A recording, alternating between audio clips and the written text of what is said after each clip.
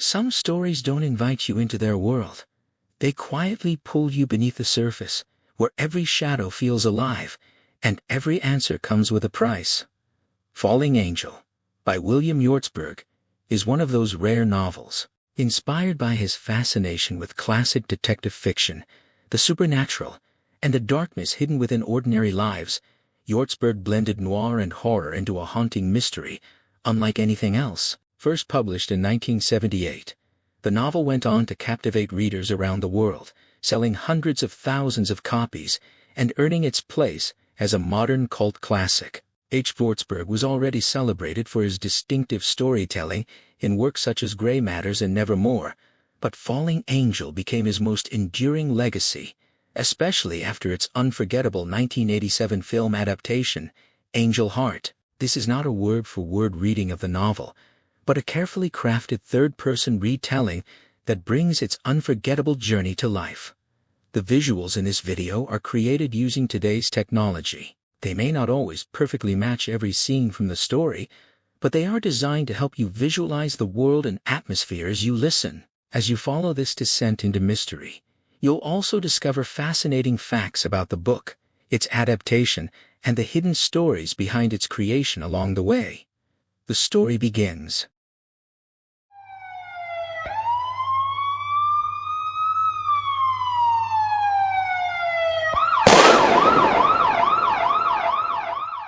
The 13th fell on a Friday, and the previous day's snow still choked the streets like a lingering hex, ankle-deep and turning to gray sludge. From his chair, he could see the electric headline parade circling Times Tower, announcing Hawaii's statehood, as if the tropical warmth might somehow melt the city's chill. He swiveled to face the window. Across the way, the Camel billboard's dapper figure puffed steam rings over the gridlocked traffic, his painted-over wardrobe recently swapped from winter wool to seersucker Broadway's own awkward herald of spring. Less graceful than swallows, but unmistakable. His building was a relic from before the century, a 4-story brick tenement held together more by grime than mortar, its roof sprouting a garish crown of beer and airline advertisements. The street below was a carnival of cigar stores, a Pokerino parlor, hot dog stands, and a Rialto theater, his office entrance squeezed between a peep show shop and a novelty store, whose windows displayed whoopee cushions and plaster dog turds. Up 2 flights, he shared the floor with Olga's Electrolysis, Teardrop Imports, and a CPA. The gold lettering on his door Crossroads Detective Agency outshone them all, a name and business he'd inherited from Ernie Cavallero, who'd taken him on as a legman right after the war. He was reaching for his coat when the phone rang, a secretary's distant voice announcing a call from Herman Weinsap. He grunted an acknowledgement and waited through the hold. When the attorney came on, his voice was polished and expensive, the kind of man who insisted on being called an attorney, not a lawyer, a distinction that promised high fees and smoother talk. Weinsap inquired about his availability for contractual work, explaining he was speaking on behalf of a client. Angel pressed for details, but the attorney deflected, saying the client preferred to discuss matters in person over lunch at the top of the Sixes at 1 o'clock sharp. When Angel asked for a name to identify the man, Weinsap spelled it out slowly, Louis Siffre. The pronunciation rolled off his tongue with a continental flourish. Angel asked if the client was foreign, and Weinsap mentioned a French passport but hedged on nationality. After a few more oily pleasantries, the attorney signed off. Angel hung up and lit one of his Christmas Monte Cristos, the smoke curling upward as he leaned back, savoring the unexpected summons. The building at 666 Fifth Avenue was a jarring marriage of sleek international style and American tailfin excess, its embossed aluminum panels stacking 40 stories like a colossal cheese grater.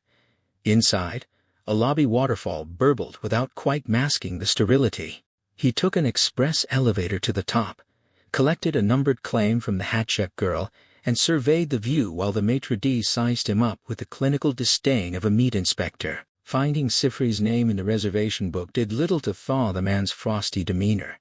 He followed through the polite murmur of power lunches to a window table, where he found his potential client waiting. The man seated there was ageless, somewhere between 45 and 60, with full black hair swept back from a high forehead and a goatee and mustache that were startlingly white against his tanned, elegant features. His eyes were a distant, icy blue, and a tiny golden star inverted gleamed on his maroon silk tie. Angel introduced himself, and Cypher approved his punctuality. He ordered a double Manhattan, and Cypher tapped his glass for another of the same. Watching those manicured, tapered fingers, Angel felt a shiver of recognition. They were the hands of emperors, assassins, languid and lethal. The man asked for identification, and Angel produced his photostat and honorary chief's button, along with his gun permit and driver's license. Cypher flipped through the wallet with a cool, appraising smile, returning it with a wider grin, and a remark about preferring trust but deferring to legal advisors. Angel shrugged it off, saying it paid to be safe, but Cypher countered, suggesting he would have taken Angel for a gambling man. Angel admitted he gambled only when necessary, listening hard for any accent in that polished metallic voice. It was smooth as currency, betraying nothing. He tried to steer the conversation toward business, claiming he wasn't good at small talk. Cypher praised the trait as admirable, then produced a gold and leather cigar case, offering a slender green panatella. Angel declined and watched as Cypher trimmed the end with a silver penknife, a deliberate, almost ceremonial gesture. The lawyer's name hung in the air between them, a bridge to whatever strange business lay ahead. The man across the table warmed his cigar with deliberate care before asking if Angel remembered a name from the past Johnny favorite. Angel took a moment, then placed the singer as a Pier War crooner with a swing band. Cypher confirmed it, acknowledging the man's overnight fame with Spider Simpson's orchestra in 1940, though he personally despised the music. He mentioned a near-riot favorite had caused at the Paramount, a venue in Angel's own neighborhood, but Angel shrugged it off, explaining he'd been a rookie cop in Wisconsin at the time, not yet a New Yorker. Cypher seemed surprised, having taken him for a native, and Angel dismissed the notion with a dry remark about the city's true-born scarcity. Cypher's features disappeared behind a veil of blue smoke as he puffed, the tobacco's rich aroma making Angel regret his earlier refusal. The man described himself as a traveler, evading a direct answer about his origins, then finally steered toward the purpose of the meeting. He explained that he'd taken the young singer under his wing early on, discovering that his real name was Jonathan Liebling changed for the marquee, and that he'd been orphaned, a brash kid from the Bronx. Then he asked if Angel knew what had become of him. Angel admitted ignorance. Cypher recounted the draft, the assignment to entertainment services in Tunisia, and the Luftwaffe strafing that had killed most of the troop while Favorite escaped with head injuries that left him a shell of his former self. Angel acknowledged he understood something of that kind of damage, having been in the war himself briefly. Cypher pressed, and Angel admitted he'd been one of the lucky ones. The story continued. Favorite was shipped home a vegetable, sent to a veterans hospital in New Hampshire, but friends with money had him transferred to a private facility upstate, where radical treatments failed to restore him. Cypher's interest, he confessed, was purely contractual. He'd helped Favorite early on in exchange for collateral that would be forfeited upon the singer's death. Twice a year, his attorneys obtained affidavits confirming Favorite was still alive. That routine had held until the previous weekend, when Cypher, passing through the area, decided to visit. He'd been turned away, told visiting hours were only on weekdays, and the doctor in charge had been evasive, citing special therapy. When Cypher returned on Monday, the receptionist insisted only family could visit. He'd made a scene and been threatened with police, so he'd left. Now he wanted Angel to go up there, find out if Favorite was alive, and locate him. Angel pulled out a notebook and took down the hospital's name and address, along with the doctor's name, Fowler. He confirmed that Favorite was registered under his real name, Jonathan Liebling, and got to his feet, ready to start immediately. Cypher seemed surprised he was leaving so soon, but Angel explained that the office staff would be available now, and waiting until Monday would cost extra. He named his fee $50 a day plus expenses, and Cypher agreed. Angel promised to call Winesap with any developments and left, enduring the maitre d's sneer as he collected his coat and attaché case. His 6-year-old Chevy was parked in the Hippodrome garage, a site now reduced to its famous name, the legendary theater replaced by the smell of exhaust and a Spanish radio announcer's chatter. By 2 in the afternoon, he was heading north on the West Side Highway, the weekend traffic still light. He stopped in Yonkers for a pint of bourbon, and by the time he passed Peekskill, half of it was gone, stowed in the glove box for later. The drive was quiet. The snow-covered countryside, a clean white relief from the city's yellow slush too peaceful to spoil with the car radio's pop drivel. He reached Poughkeepsie a little after 3, and found Pleasant Valley Road without spotting a single Vassar girl. 5 miles out, a walled estate with an ornate iron gate and bronze lettering announced the Emma Dodd Harvest Memorial Clinic. He turned onto a gravel drive winding through dense hemlocks, emerging before a 6-story red brick Georgian building that looked more like a college dormitory than a hospital. Inside, the institutional green walls and spotless gray linoleum confirmed it was a hospital through and through. A glass-topped admissions desk sat in a recessed alcove, opposite a stern portrait of what he assumed was the clinic's namesake. A corridor stretched ahead, where an orderly pushed an empty wheelchair around a corner and vanished. The place triggered his old hatred of hospitals. The sterile efficiency, the rubber-soled silence, the reek of Lysol, all of it dragging up memories he'd rather forget. The young, homely receptionist, wearing a name tag that read R. Fleece, had a voice sweet as an angel's as she asked if she could help.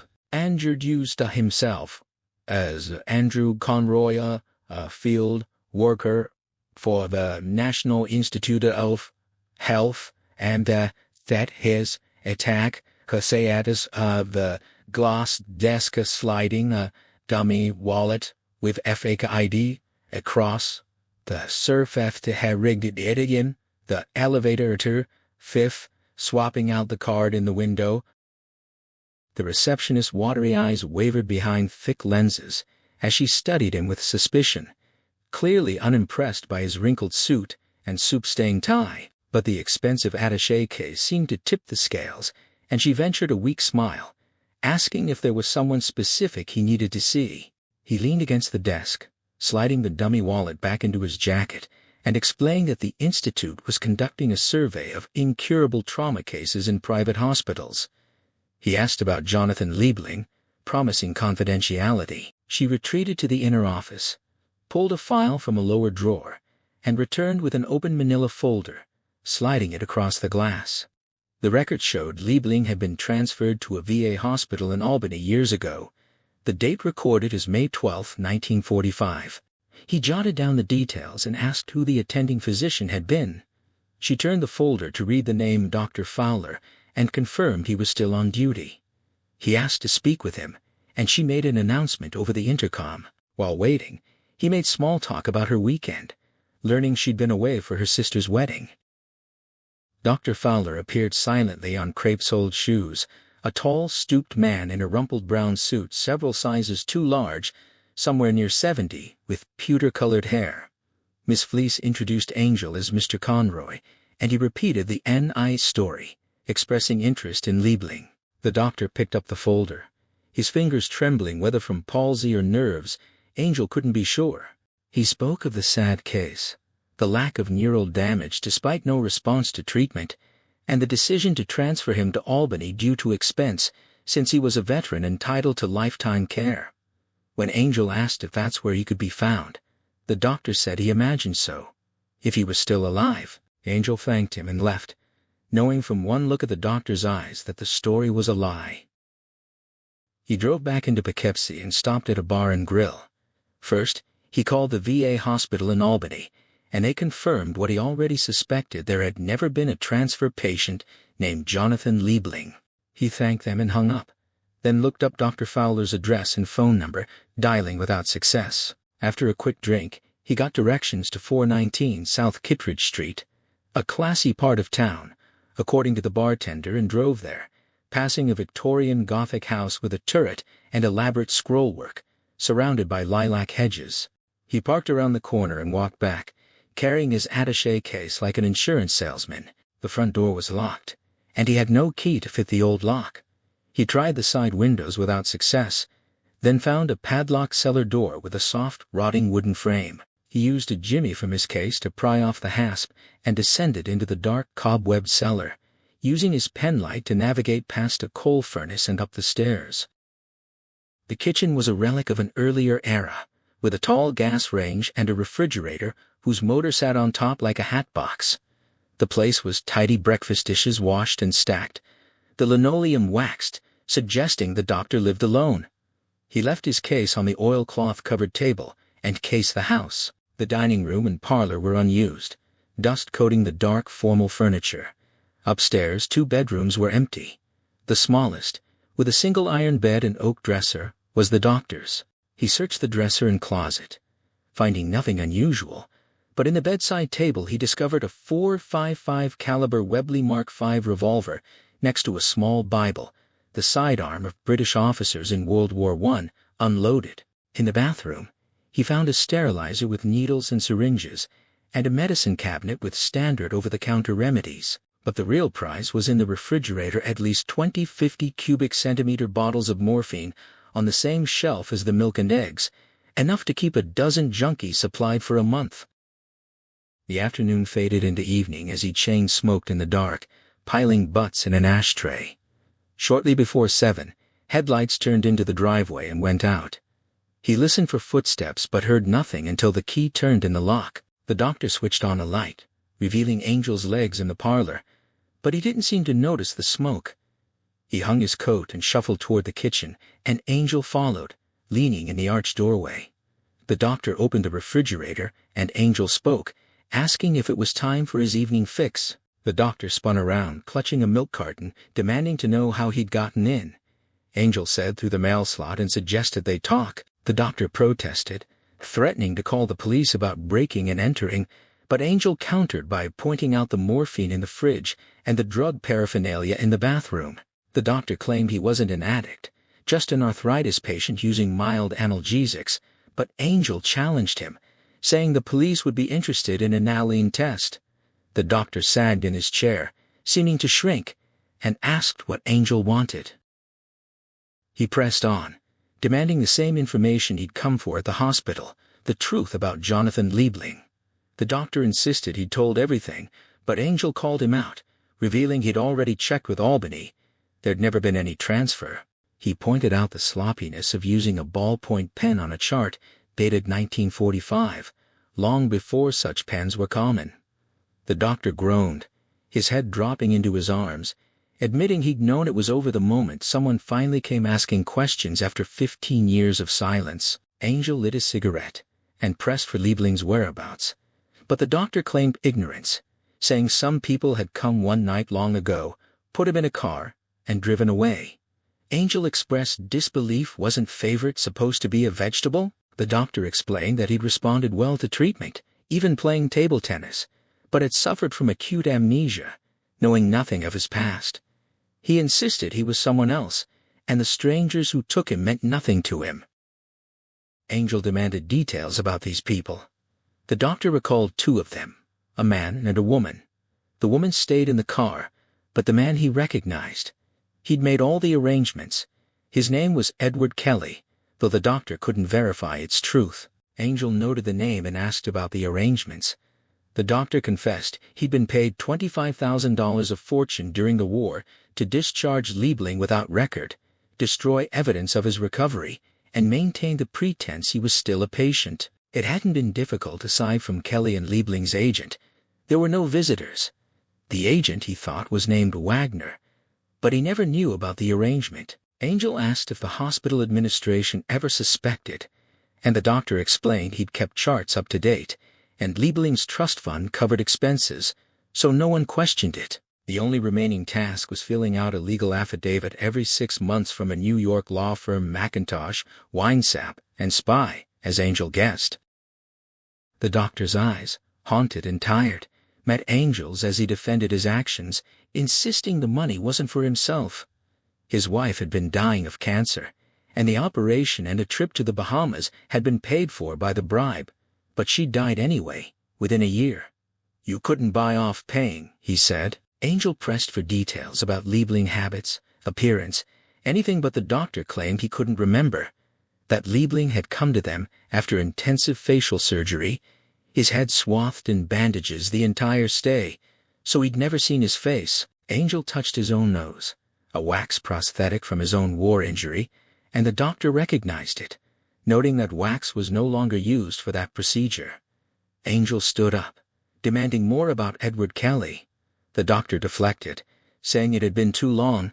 People change. Angel pressed for a date, but the doctor couldn't remember precisely, only that it was 1943 or 44. He grew impatient, and the doctor insisted he was telling the truth as best he could. Angel demanded a description of Kelly, but the doctor faltered, pleading the passage of time. The doctor offered a fragment. Kelly had been a young man then, mid-30s, now likely in his 50s, but Angel cut him off, accusing him of stalling. He grabbed the knot of the doctor's tie, lifting him from his chair like an empty husk, and threatened to squeeze the truth out of him. The doctor protested. He told all he could, but Angel pressed on, demanding to know why he was shielding Kelly. When the doctor tried to pull away, Angel tightened his grip and suggested a simpler method, noting the doctor's sweat and his desperation for the morphine in the fridge. The doctor whispered that everyone needed something to forget, but Angel insisted he didn't want forgetting, he wanted remembering. He steered the doctor upstairs, ignoring his pleas for more details. Dark hair, a thin mustache, expensive conservative suits, perfect teeth, an engaging smile, and pushed him into his Spartan bedroom, locking the door behind him and pocketing the key. He returned after midnight, having dined well and sat through half a double feature without remorse. A single light burned upstairs.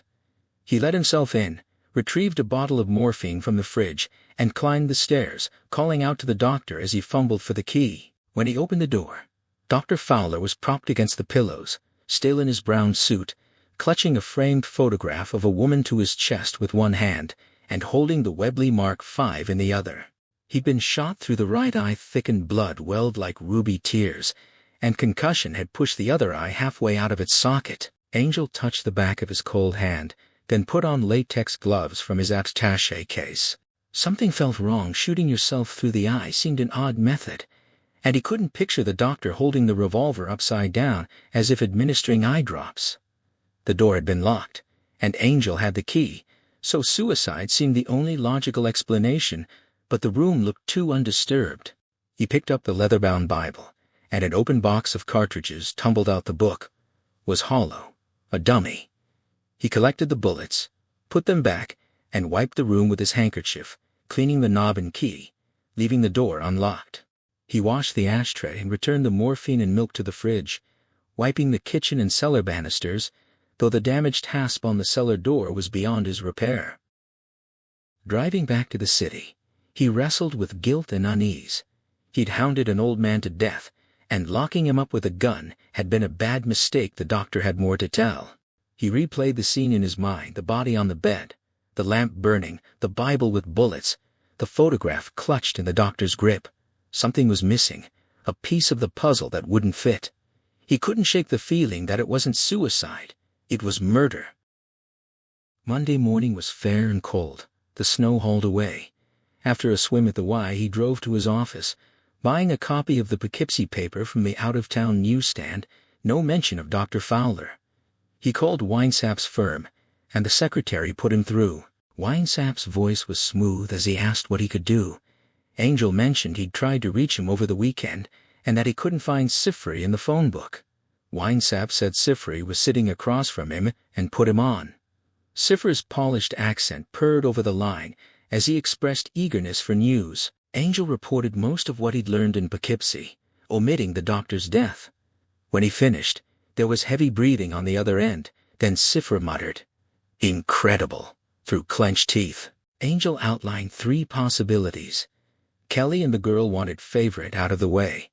They were working for someone else, or Favorite was faking amnesia and engineered his own disappearance. In any case, it was a perfect vanishing act. Sifri insisted he find him, no matter the time or cost. Angel cautioned that 15 years was a long time, and the trail would be cold, suggesting the Missing Persons Bureau. Sifri refused, his voice sharp with patrician scorn. "No police? No nosy civil servants. This was a private matter. He pushed back, pointing out that the Missing Persons Bureau had the manpower for a nationwide search. Favorite could be anywhere, and he was just one man.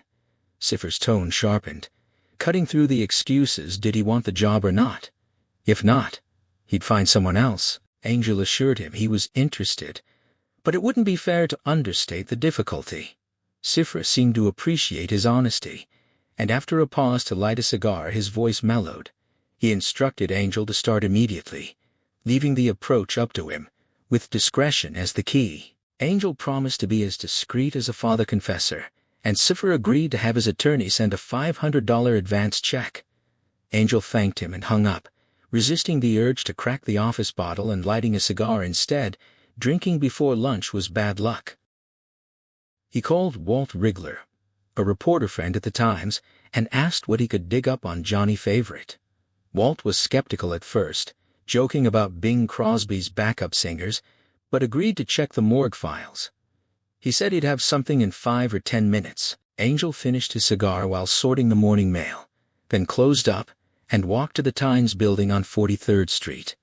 He took the elevator to the newsroom, gave Walt's name to the old man at reception, and waited until Walt appeared in shirt sleeves, necktie loosened. They shook hands, and Walt led him through the typewriter clatter and cigarette haze to his desk, where a fat manila folder sat in the wire basket. Angel glanced at the yellowed clippings inside and asked if he could hang on to some. Walt said house rules said no, but pointed to envelopes in the bottom drawer and told him to try not to lose anything. He watched Walt slouch off to lunch, trading wisecracks with other reporters. Seated at the desk, Angel went through the Johnny Favorite folder. Most clippings were from other New York dailies and national magazines, mainly about Favorite's appearances with the Spider-Simpson Band. A few feature stories caught his attention. He learned that Favorite was an abandoned child, found in a cardboard box with a note pinned to his blanket, giving his name and birth date June 2, 1920.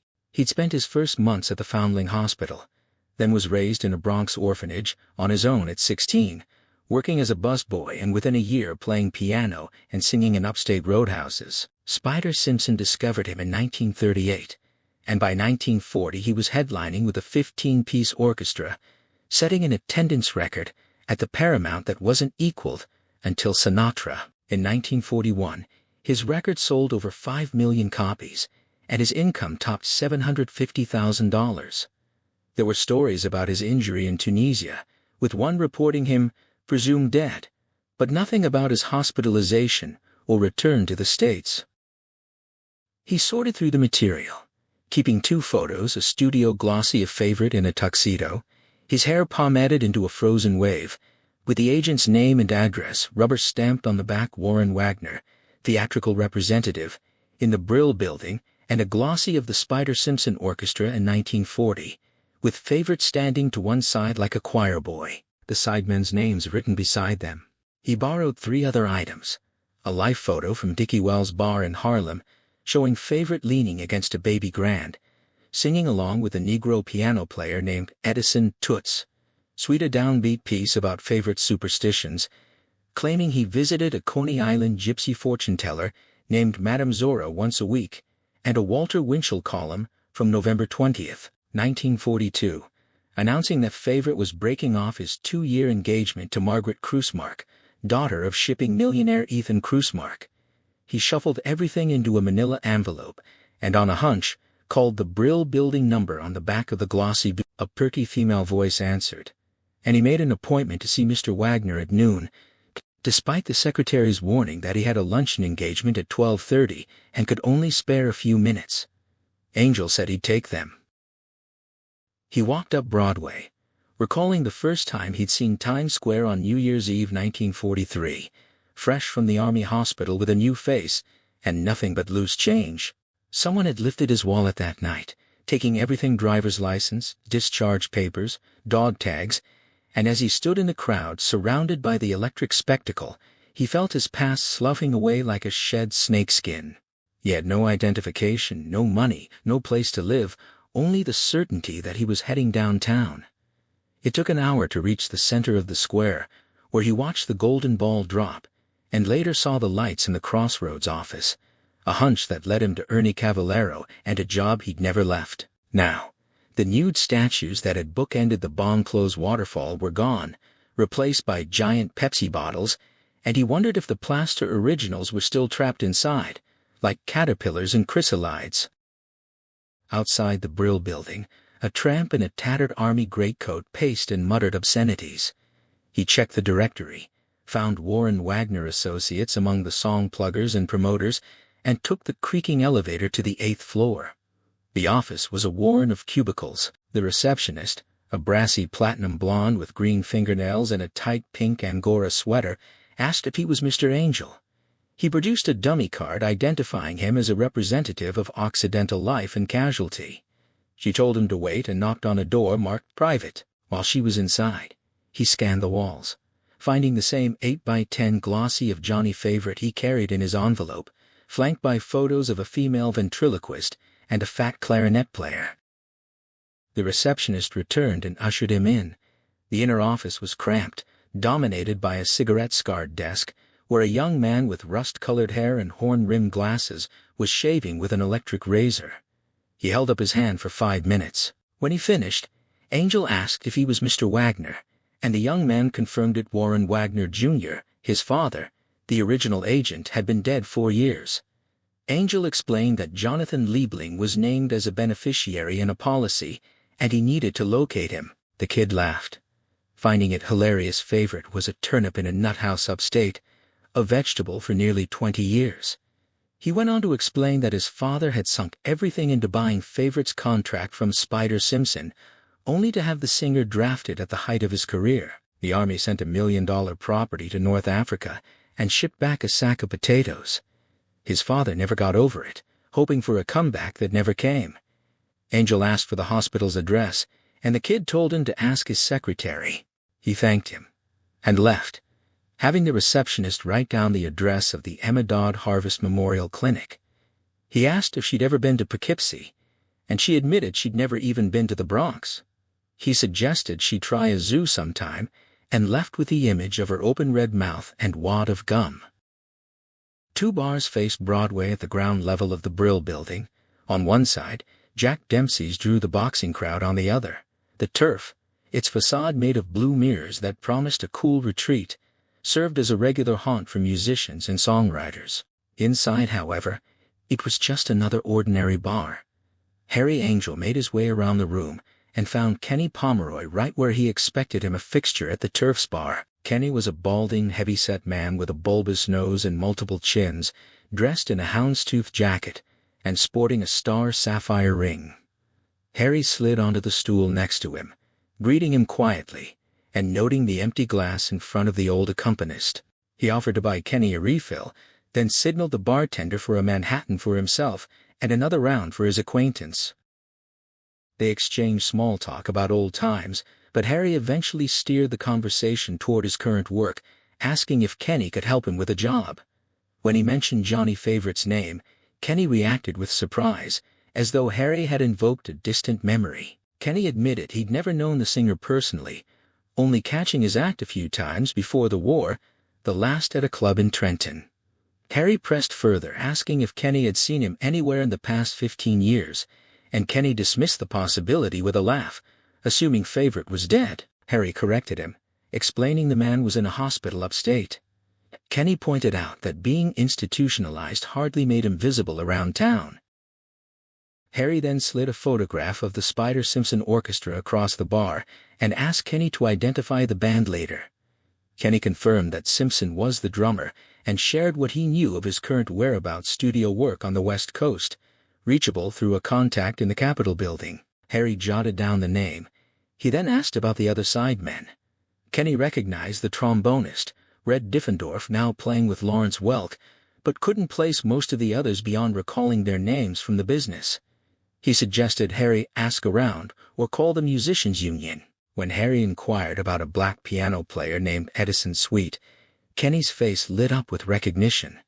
He praised Sweet's left hand as exceptional and said he'd been playing uptown at the Red Rooster on 138th Street for the past 5 years. Harry thanked Kenny for the valuable leads, but declined the offer of lunch. ordering another drink for Kenny and a cheeseburger for himself. While waiting for his food, he used a payphone to call the musicians' union, posing as a freelance journalist on assignment for Look magazine. He promised to plug the union in his article in exchange for membership information on the band. After a 10-minute hold, the union clerk provided addresses and phone numbers for the surviving members. 4 were deceased, 6 had dropped off the rolls, and the rest was scattered across the country: Diffendorf in Hollywood, Simpson in Studio City, and a few others in New York. Harry noted down the details for an alto player in the Tonight Show band, 2 horn players in the city, and another trombonist in Brooklyn. He tried calling the local numbers but got no answers, leaving his office number with one of the studios. Back at the bar, Harry ate a sandwich, feeling the odds were impossibly long, less than 1,000,000 to 1 chance that any of Favorite's former bandmates had crossed paths with him since the war. The whole endeavor felt like a fool's errand. Kenny, rattling ice in his empty glass, remarked on the carefree life Harry led. Harry agreed, but gathered his change, saying he needed to get back to work. Before leaving, he asked Kenny if the name Edward Kelly meant anything to him. Kenny furrowed his brow in thought and recalled a pianist named Horace Kelly in Kansas City, a man who ran a small bookmaking operation. Harry dismissed the connection with a dry remark, said goodbye, and stepped out, leaving Kenny to his drinking. Harry Angel took the subway 1 stop to Times Square to save time, then let himself into his office just as the phone began ringing. He grabbed it on the 3rd ring and found Vernon Hyde, the saxophonist from Spider Simpson's band, on the other end. Harry fed him the same Look magazine cover story he'd been using, and Hyde seemed to buy it without question. They arranged to meet for a drink later that afternoon at the Hickory House, near the Hudson Theater where Hyde was rehearsing. Hyde mentioned he'd be carrying his instrument, which Harry initially misunderstood as a literal axe, before Hyde explained it was musician slang. They settled on a time just before 5, and Harry hung up. He shed his overcoat, sat down, and spread out the photos and clippings he'd gathered across his desk blotter, arranging them like a museum display. Staring at Johnny Favorite's smug, frozen smile, Harry felt a wave of frustration. How did you track down a man who had essentially vanished from existence years ago? He turned to a brittle old Winchell column, detailing the end of Favorite's engagement, then dialed his contact Walt Wrigler at the Times to dig into the Krusmark family. Walt was familiar with Ethan Krusmark, the shipping magnate, and promised to check the society desk for more information. Harry gave his blessings and hung up, noticing it was still before 2. With some time to kill, he made long-distance calls to Los Angeles. Diffendorf's number rang unanswered, but when he reached Spider Simpson's residence, a Spanish-speaking maid answered. Despite the language barrier, Harry managed to leave his name and office number and convey that his business was urgent. He had barely set the receiver down when Walt called back with the background on Krusmark. The shipowner had risen from merchant seaman to wealth, rumored to have made his early fortune in bootlegging, later building concrete-hulled ships during the war. Walt also provided details about Krusmark's daughter Margaret. Born in 1922, her parents divorced when she was young. Her mother later took her own life. She had met Johnny Favorite at a college dance, and their engagement had become a minor society scandal in 1941 when Favorite broke it off. The girl was known as something of an eccentric, dabbling in fortune-telling and tarot cards, eventually earning the nickname the Witch of Wellesley. Walt noted that she hadn't been seen in society for years and was rumored to have left for Europe a decade ago. Harry thanked him and promised he'd get the full story when the time was right. After hanging up, Harry pulled out the phone book and scanned the K-listings. He found Ethan Krusmark, Krusmark Maritime, and a 3rd entry that caught his attention. Krusmark M. Astrological Consultations at an address on 7th Avenue in Carnegie Hall. It seemed worth pursuing. He dialed the number, and a woman answered. Harry invented a pretext about wanting horoscopes for himself and his fiancée, claiming he didn't put much stock in astrology but was doing it as a surprise. The woman quoted her fee and insisted on an in-person appointment, offering to see him that very afternoon. Harry asked for the soonest possible time, and she agreed to meet him in half an hour, giving him her apartment location in Carnegie Hall. He recognized the address, said he knew where to find it, and ended the call. Harry Angel took the 7th Avenue at a single stop to Times Square, saving himself the walk, and let himself into his office just as the phone started ringing. He snatched it up and found Vernon Hyde, Spider Simpson's saxophonist, on the other end of the line. Harry fed him the Look magazine cover story once more, and Hyde seemed to accept it without hesitation.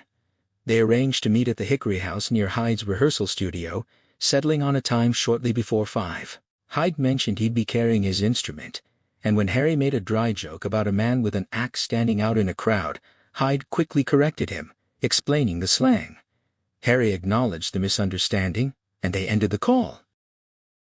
He shrugged off his overcoat, settled behind his desk, and spread the photos and clippings he'd collected across the blotter, arranging them like a museum exhibit.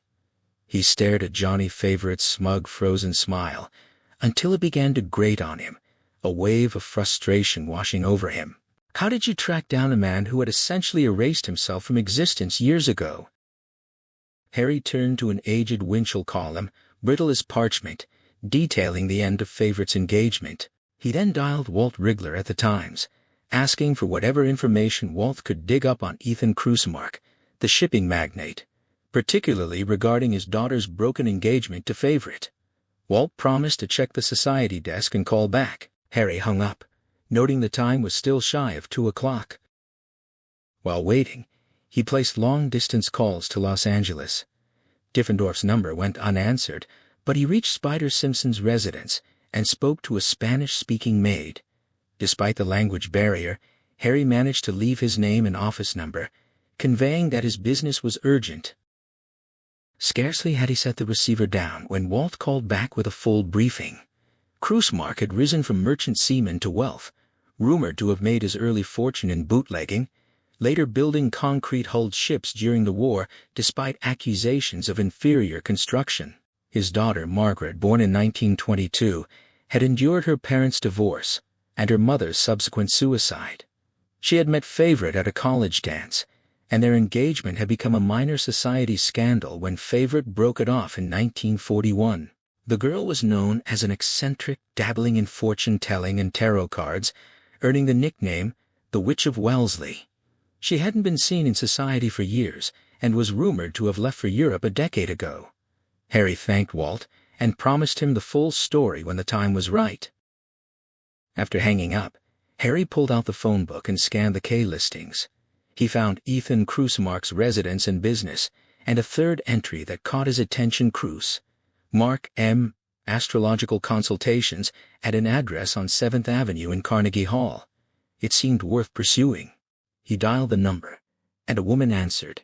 Harry invented a pretext about wanting horoscopes for himself and his fiancée, claiming he didn't put much stock in astrology but was doing it as a surprise. The woman quoted her fee and insisted on an in-person appointment, offering to see him that very afternoon.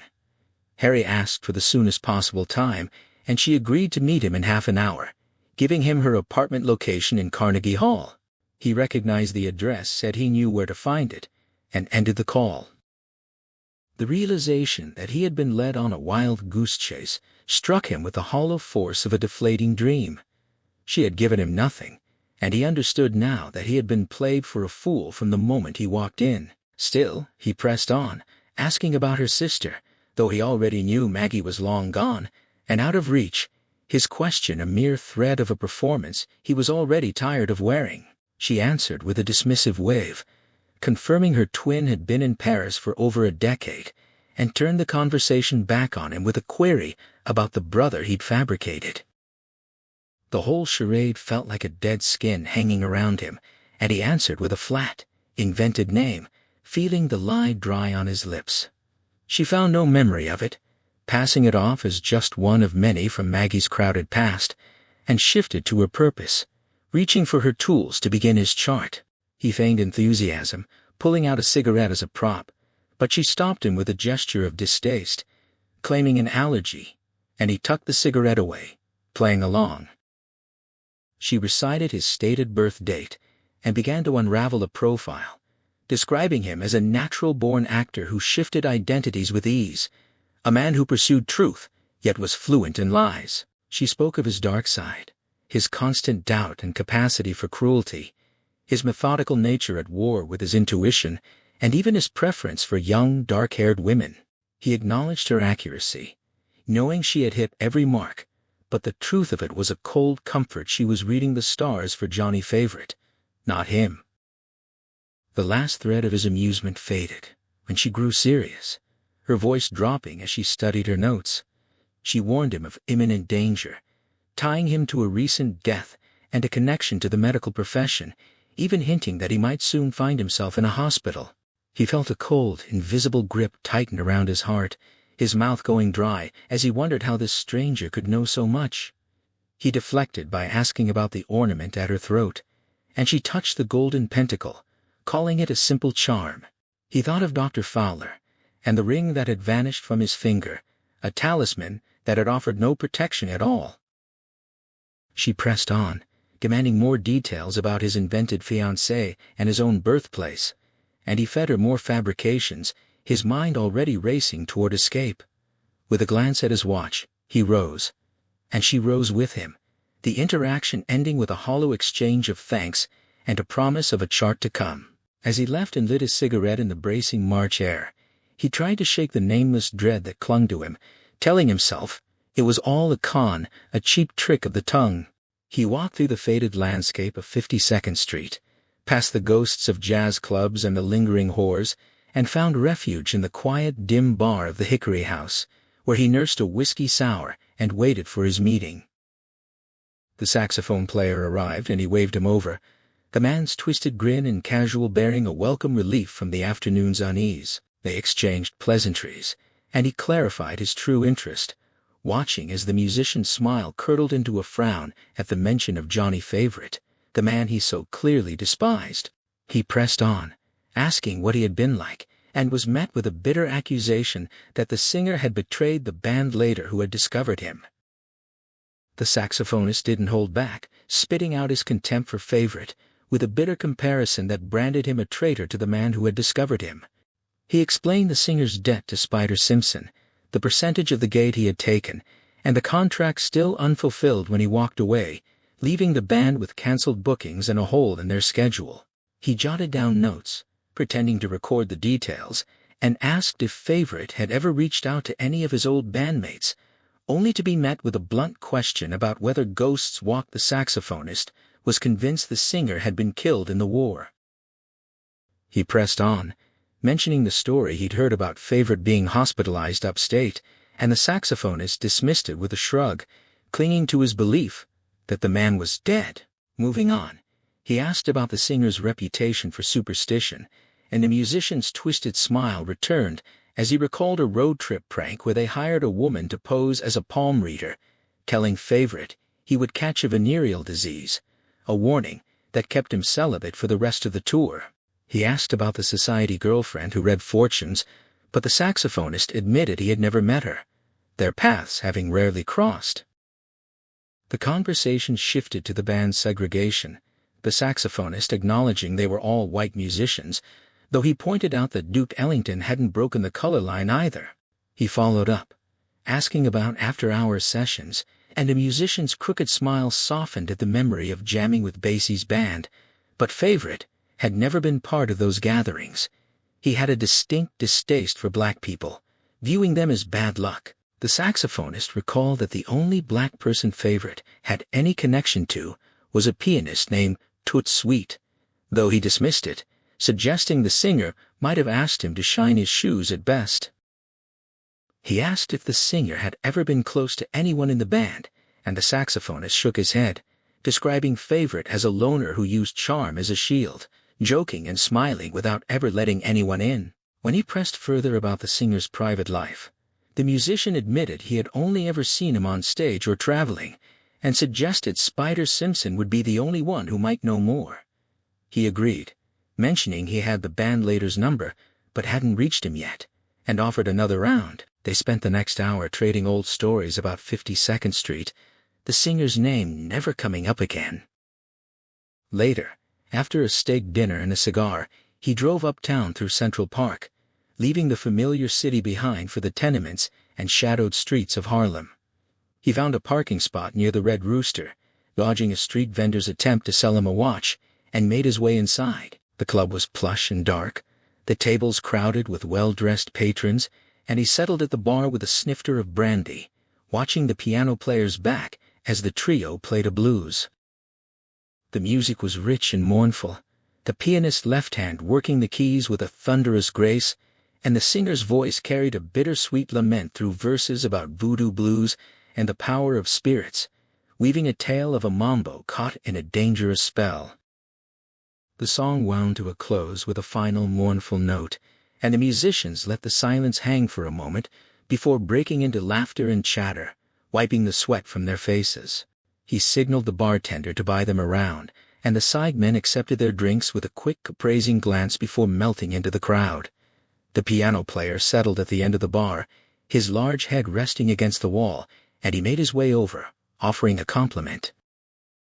The older musician accepted the praise with easy warmth, his broad, wrinkled face splitting into a sudden, startling grin that revealed a gold-capped tooth with an inverted five-pointed star cut into the enamel, a detail impossible to miss. He deflected questions about his origins with a joking boast of being a New Orleans boy, spinning tales of playing in Storyville as a teenager and knowing the legends, though he admitted with a laugh that he might be stretching the truth. He was quick to peg him as a writer, and he confirmed it, explaining he was working on a piece for a magazine. When he revealed the subject was Johnny Favorite, the piano player's expression went blank, claiming he remembered nothing about the singer except a vague joke about him changing his name. He pressed, citing a photograph of them together, and the musician acknowledged the night at the bar, but insisted the singer had never come uptown to see him. He asked who the singer had come to see, and the piano player grew coy, hinting at a secret before finally offering a name, Evangeline Proudfoot, a West Indian woman who had been involved with Favorite back in the day. He learned she was a beautiful, strong woman, older than the singer, and that she ran an herb shop on Lenox Avenue that stayed open late. The piano player suggested she might still be there, though he hadn't seen her in years, and with a theatrical wink, he excused himself to return to the bandstand, leaving him with a name and a promise to return for the next set. He found the place on the corner, its blue neon script glowing in the window above a dusty display of faded homeopathic cures. The anatomical chart on the rear wall showed the human body peeled back to its organs, each connected by drooping satin ribbons to the appropriate cardboard shelf. The one linked to the heart advertised a belladonna extract. Through the back of the display, he could see into the store itself, with its fluorescent lights and old-fashioned wooden shelves, the only movement coming from a swinging clock pendulum. He stepped inside, the air sharp with the smell of burning incense, and bells tinkled overhead as the door closed behind him. A revolving stand near the entrance held gaudy dream books and love pamphlets, and a pyramid display of lucky powders promised success when sprinkled on a suit. He was examining a row of perfumed candles when a young woman emerged from the back room, her mocha skin and mahogany hair catching the light, silver hoops jingling at her wrist. She asked if she could help, her voice carrying a melodic Caribbean lilt beneath its careful diction, and he asked for High John the Conqueror root, making a joke about its shape that she corrected with a polite firmness, insisting they sold herbal remedies, not charms. He backtracked, saying he was joking, and she offered to weigh out the root, but he turned the conversation to her mother, learning that Evangeline Proudfoot had died the year before. He offered his condolences and complimented her name, but when he mentioned he had hoped to ask her mother questions, her eyes darkened with suspicion, demanding to know if he was a cop. He admitted to being a private investigator, and she dismissed his credentials, her voice growing guarded as he explained he was looking for a man named Johnny Favorite. She insisted. The man was dead, her body stiffening at the name, and she made it clear she had never known him, though she confirmed he had been a friend of her mother's before she was born. He asked if her mother had ever spoken of him, and she rebuffed him, saying she wouldn't betray her mother's confidences and implying he was no gentleman. He let the remark pass and asked if either of them had seen the man in the last 15 years, but she repeated that she had never met him. He handed her his card, asking her to call if she heard anything, and she took it with a cold smile, asking what he wanted with the man. He said he just wanted to know where he was, and she replied that she hoped he was dead. He told her he got paid either way, and she laughed, a rich, genuine sound, as she tucked his card into the cash register. She asked if he was leaving without the route, and he straightened his shoulders, asking if he looked like he needed it. She laughed again, calling him Mr. Crossroads, and telling him he looked like he needed all the help he could get. He returned to the club to find the piano player already back at the bar, nursing a glass of champagne, and the musician asked, without interest, if he had found what he was after. He told him Evangeline Proudfoot was dead, and the older man expressed genuine regret, calling her a fine lady. But when he mentioned her daughter hadn't been helpful, the pianist suggested he choose a different subject for his story. He insisted he was only getting more interested, and pressed for more details about the affair with Johnny Favorite, but the musician rose abruptly, claiming he had to get back to work. He followed him to the bandstand, asking about other friends who might have known the couple, and the piano player settled onto his bench, saying he might remember something if he could just play. He opened the lid of the baby grand and slammed it shut again, revealing a chicken foot on the keyboard, a severed claw with a black ribbon tied around its feathers, and he growled at him to stop hovering. When he asked what was going on, the musician refused to answer, his voice turning cold as he warned him to get out, threatening that if he didn't leave immediately, he would regret it. He looked around at the crowded room, and the bass player's implacable gaze, understanding the weight of the warning, and he backed off, dropping his cigarette and grinding it out before leaving the club. Outside, he crossed the street to his car, brushing off a woman who offered him company, and settled in to wait, watching the club's entrance through the cold night. He bought more cigarettes and a pint of whiskey, keeping the engine running just enough to ward off the chill, and by the time the last set ended, he was alert and ready.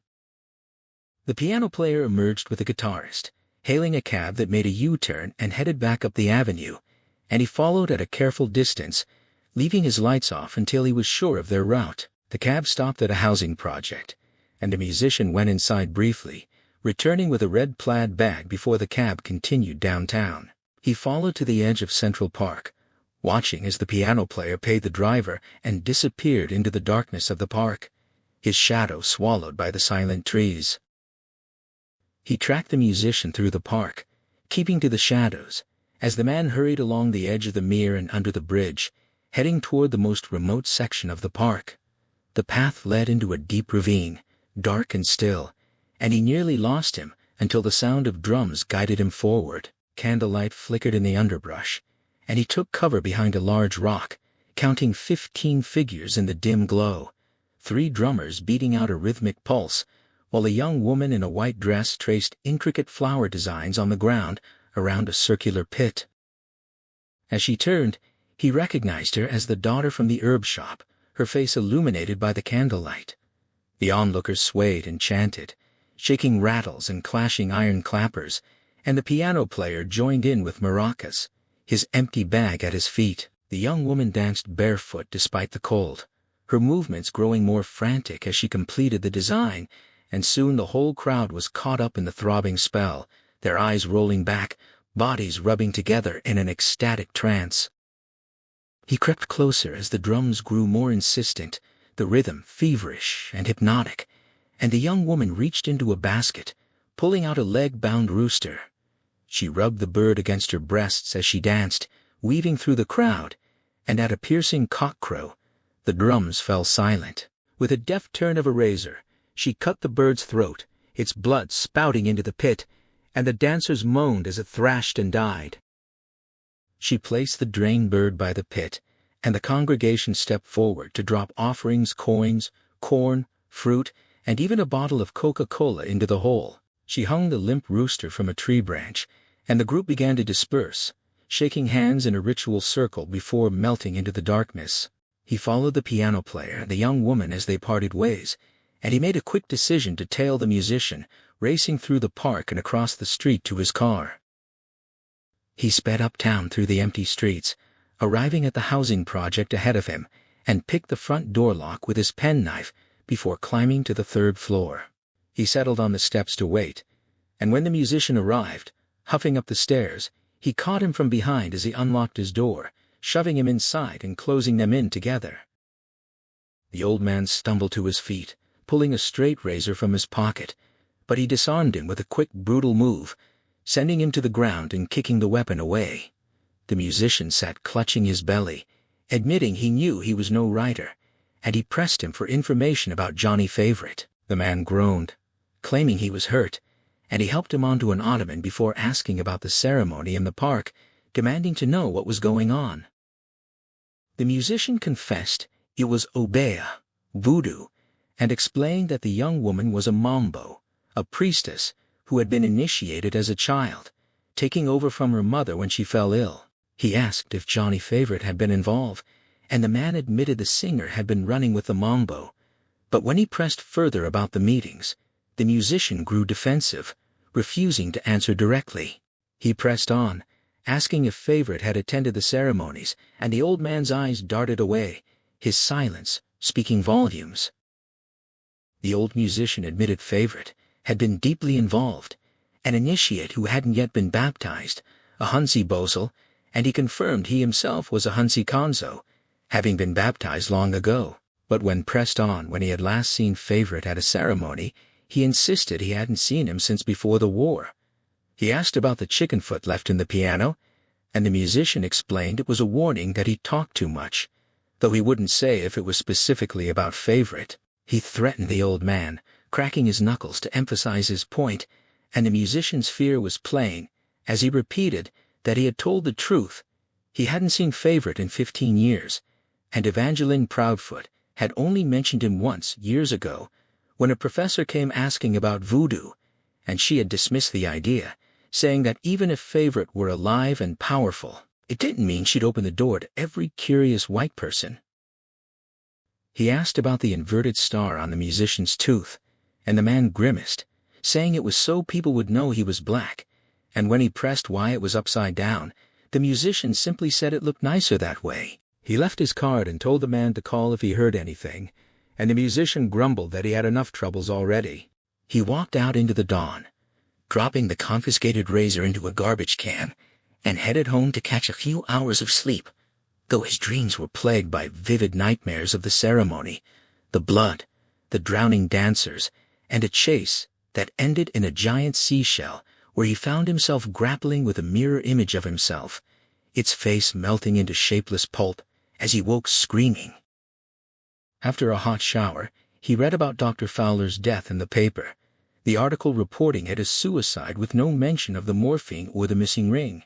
He headed to his office, sorting through the mail and considering his next move, but before he could leave, the phone rang with a collect call from Cornelius Simpson, the band leader. The man confirmed he was Spider Simpson and answered his questions with a bitter laugh, saying he hadn't seen Johnny Favorite since the day after Pearl Harbor, and he only laughed because it hurt less than crying over the money he'd lost.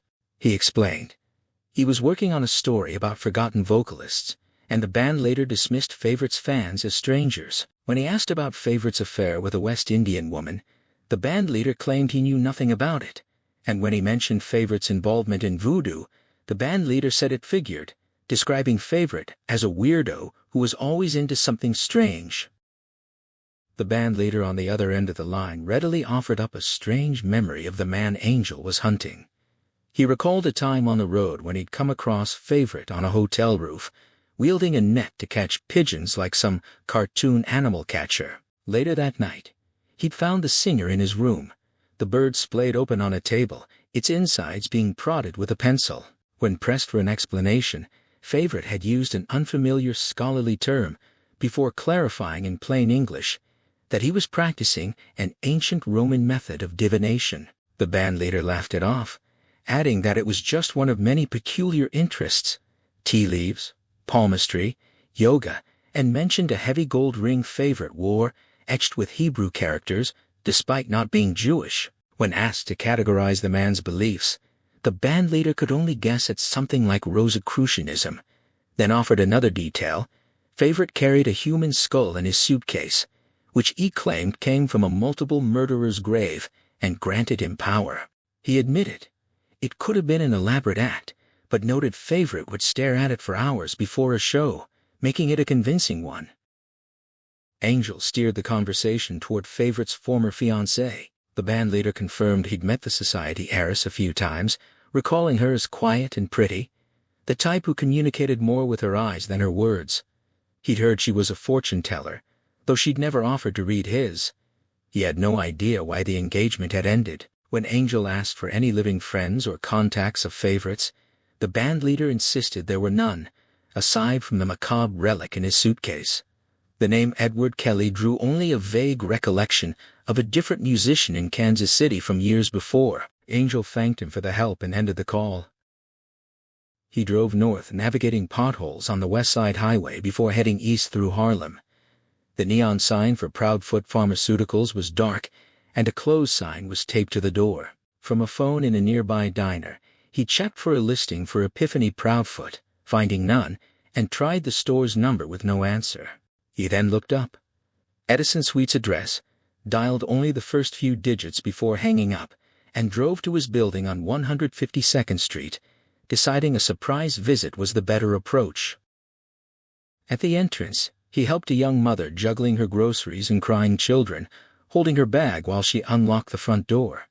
She thanked him with a tired smile, her kids sniffling and staring at him with wide eyes. He climbed to the third floor. Finding the landing empty, he bent to examine Toots' suite's lock and noticed the door was not quite shut. Pushing it open with his foot, he was confronted by a vivid red splash on the opposite wall. It looked like paint, but he knew it wasn't. He slipped inside and let the lock catch behind him.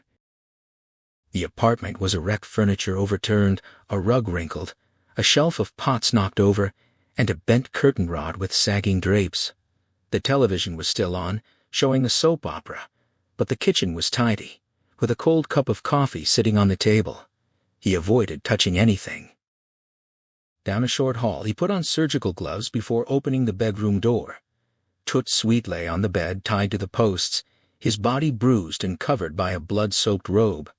The man was dead, his yellowed eyes staring open, and his mouth was stuffed with a grotesque severed object. The realization hit him. Toots had been asphyxiated, choked on his own severed genitalia.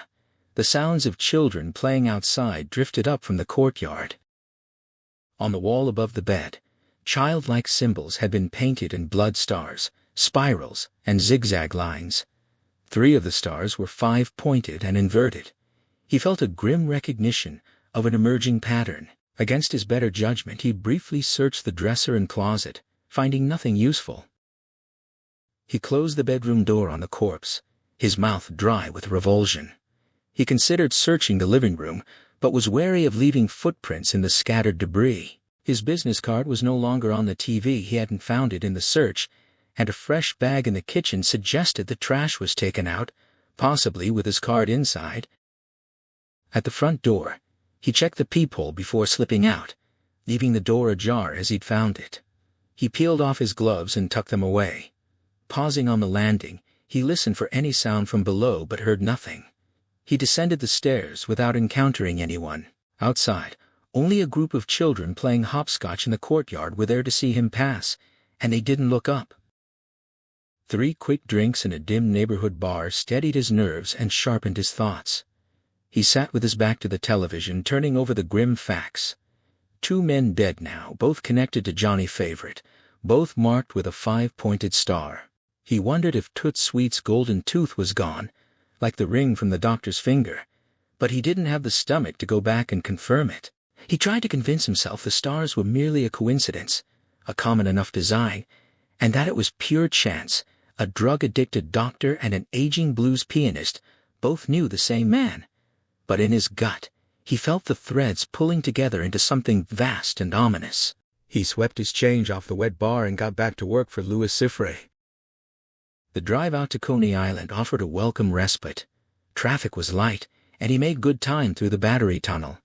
He rolled down the window on the shore parkway, letting the cold sea air clear his head and wash away the lingering smell of blood from his nostrils. Coney Island in the off-season was a ghost town. The skeletal roller coasters loomed overhead like metal webs, their struts moaning in the wind, devoid of any screaming riders. A few solitary figures wandered the streets, and loose newspapers skittered across the pavement. The amusements were all shuttered and silent. He stopped at Nathan's for a hot dog and a beer. The counterman, who looked like he'd been there since the heyday, didn't recognize the name of the fortune-teller he was seeking.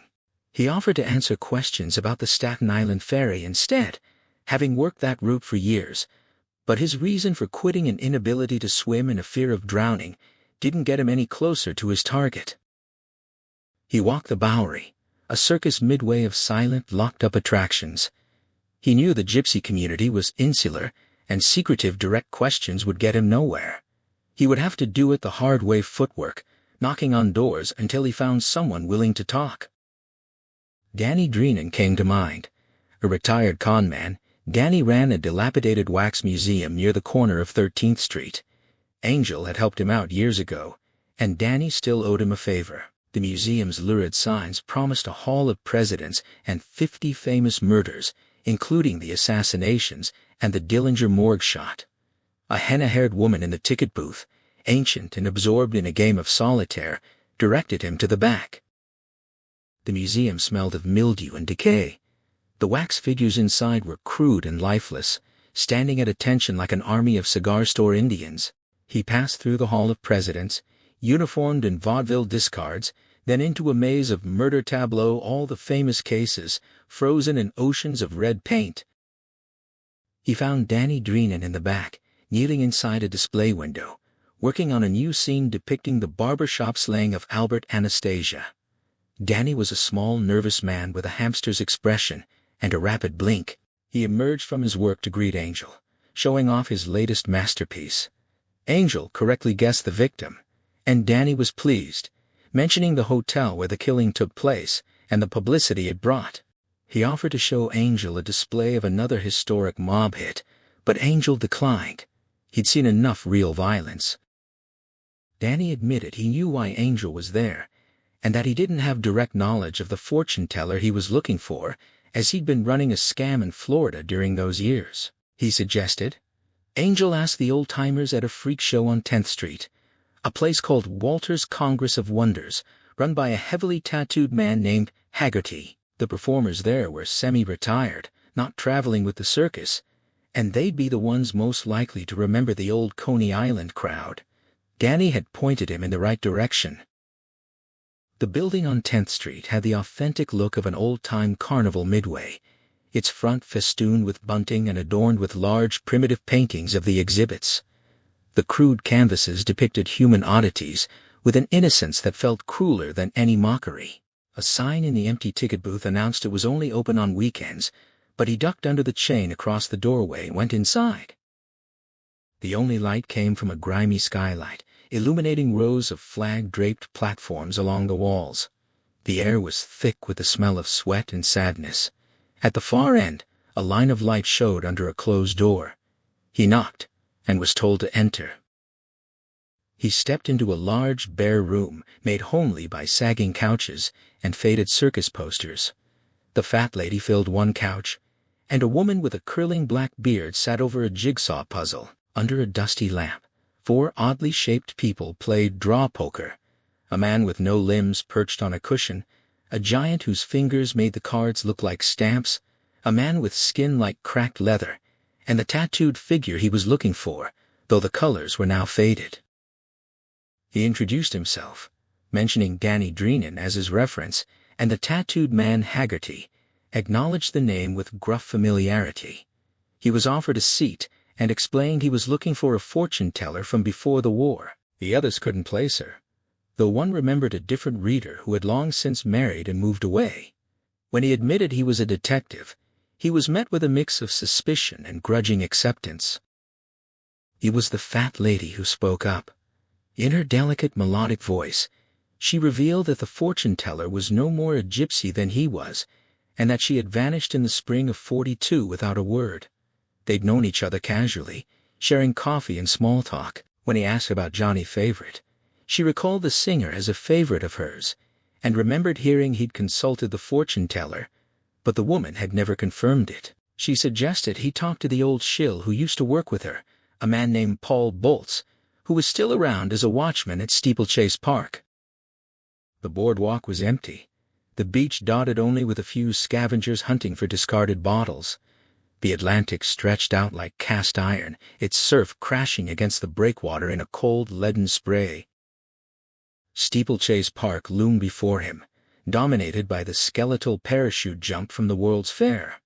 The sign out front with its grinning mascot promised fun, but the place felt as hollow as a bad joke. He found a hole in the fence and pounded on the locked entrance, the sound echoing through the deserted park. Circling the building, he came face to face with a gun, a Colt's police positive .38, held steady by an old man in a brown uniform. The guard's squinty eyes and hammer-shaped nose sized him up as he ordered him to freeze. Angel identified himself as a private detective, and after a tense exchange involving his wallet and a demand for proof, the man who confirmed he was Paul Bolts holstered his weapon. They moved inside the cavernous, empty pavilion, their footsteps booming. The place was filled with relics from a bygone-era wooden slides and a human pool table of revolving discs. Pausing before a row of funhouse mirrors, Bolts asked what he wanted. Angel explained. He was looking for Madame Zora, the fortune-teller. Bolts laughed, a rough, phlegmy sound, and told him he was wasting his time. He revealed the woman was no gypsy. She was a Park Avenue debutante named Maggie Krusmark. Angel was stunned, struggling to find words. Bolts confirmed her father owned a shipping empire. He'd last seen her in the spring of '42, when she vanished, leaving him with the business. He remembered she was obsessed with Johnny Favorite, calling him a man of power, and that Favorite had been a believer too. Angel asked if she'd ever mentioned a piano player named Toots Sweet, but Bolts had never heard the name. Bolts walked him back outside and unlocked the gate. Angel left him a card, asking him to call if anything came up. He tried calling Millicent Krusmark from a phone booth but got no answer. On the drive back to Manhattan, he stopped in Brooklyn Heights for a seafood dinner at Gage and Talmer's, the poached salmon and chilled wine making the grim reality of his day feel a little more distant.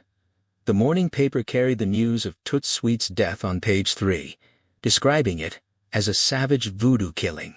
There was no mention of the grisly nature of the murder weapon, only a photo of the bloody symbols on the wall and an old picture of Toots at the piano. The article noted his body had been found by his guitarist, who had been questioned and released. The police had no suspects, but it was common knowledge in Harlem that Toots had been a long-time member of a secret voodoo cult. He read the paper on the uptown Earth, having left his car in a lot near the Chelsea. His first stop was the public library, where he managed to track down a current Paris phone directory after some misdirection. He found a listing for an M. Krusmark on the Rue Notre-Dame-des-Champs and jotted it down. On his way to the office, he sat in Bryant Park, chain-smoking and turning over the case in his mind. He felt like he was chasing a phantom. Johnny Favorite was entangled in a strange world of voodoo and the occult, leading a secret life filled with skulls and fortune-tellers. He was an initiate, a Huntsy-Bozel. Toots had been silenced for talking, and somehow Dr. Fowler was connected too. The shadow Favorite cast was long and dark. Back at the office, he found a $500 check from his client's law firm. His answering service had no messages, though a woman had called 3 times without leaving a name. He tried to reach Margaret Krusmark in Paris, but couldn't get through. He called Winesap to thank him for the check, assuring him the case was progressing and asking to be put in touch with Sifri. Winesap said he'd relay the message. As he was putting on his coat, the phone rang. It was Epiphany Proudfoot, sounding out of breath and urgent. She needed to see him right away but refused to discuss it over the phone. He agreed to meet her at his office at 1:15 and hung up. Before leaving, he locked the check in his safe. While he was kneeling, he heard the pneumatic wheeze of the outer door opening. Someone had entered without knocking. He braced himself. A plainclothes detective appeared in the inner doorway, followed by a barrel-chested partner.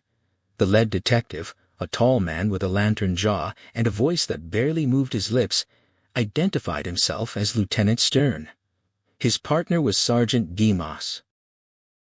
Stern cut straight to business, wanting to know where Angel had been the previous morning. Angel said he'd been home asleep, having worked late in Harlem. Stern pulled out a business card and asked if Angel recognized it. He confirmed it was his. Stern demanded an explanation for why it was found in a murder victim's apartment. Angel explained he'd gone uptown to interview Toots Sweet about a missing persons case, using an old photo as a lead. He described following Toots from the club to a voodoo ceremony in the park, where they killed a chicken and then tailing him home. He'd gotten Toots to talk, but he'd been a dead end, so Angel left him his card in case he remembered anything. Stern wasn't satisfied, pressing for more details. Angel refused to reveal his client's name, citing his right to privacy as an investigator working for a lawyer, and offered to cooperate if a suspect was brought in for a lineup. The exchange with the detectives left a sour taste. Stern's dismissal of the murder as just another dead jigaboo confirmed Angel's low opinion of the man, and his vague threat hung in the air. They rode down in the cramped elevator in silence. He grabbed a quick lunch at Goff's Chop House, squeezing into a corner spot. A reporter friend, Walt Wrigler, spotted him and came over. They exchanged pleasantries, and Angel thanked him for the help with the research. When Walt asked about the case, Angel mentioned a recent lead that had gone sour. He'd gone to see Krusmark's fortune-telling daughter, but had talked to the wrong one. He explained there were two sisters, Maggie and Millie, the Black Witch and the White Witch, and the one he needed was in Paris. Walt looked puzzled, then corrected him. He was certain Margaret Krusmark was an only child. The paper's files said so. Angel felt a cold knot form in his stomach. He'd been played for a fool. He thanked Walt and hurried back to the office. Epiphany Proudfoot was waiting for him in the outer room, looking like a college student in a plaid kilt and blue sweater.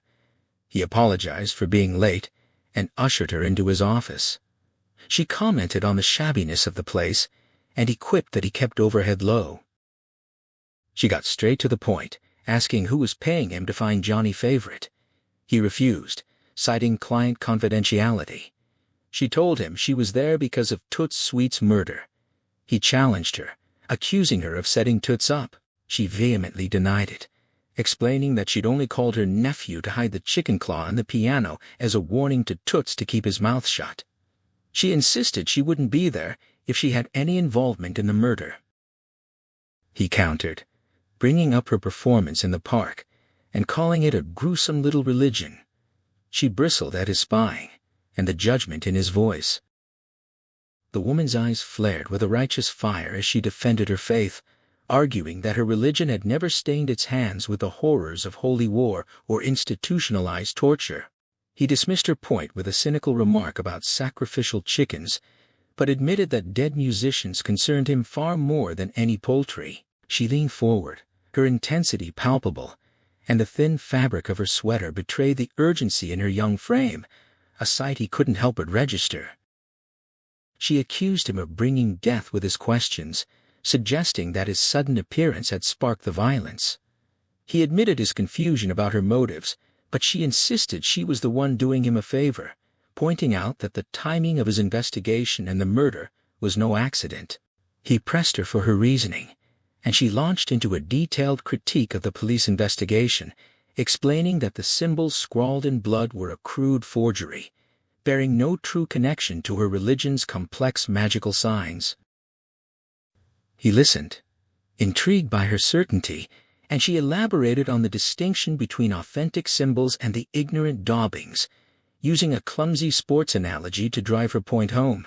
He held up the newspaper, pointing to the photographed graffiti, and she confirmed his suspicion that someone with a superficial knowledge of her faith had made a fundamental error in the arrangement of its sacred imagery.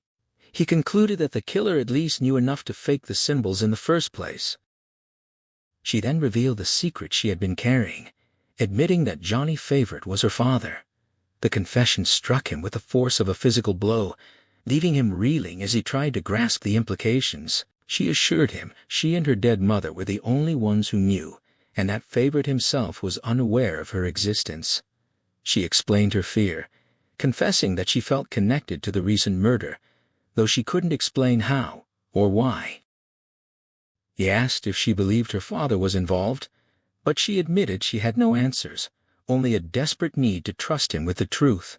He prodded her for any further secrets, but she insisted she had held nothing back. She rose to leave, and he assured her of his discretion, a promise she seemed to accept against her better judgment. He watched her go, then moved with a sudden, deliberate purpose, grabbing his case and coat to follow her.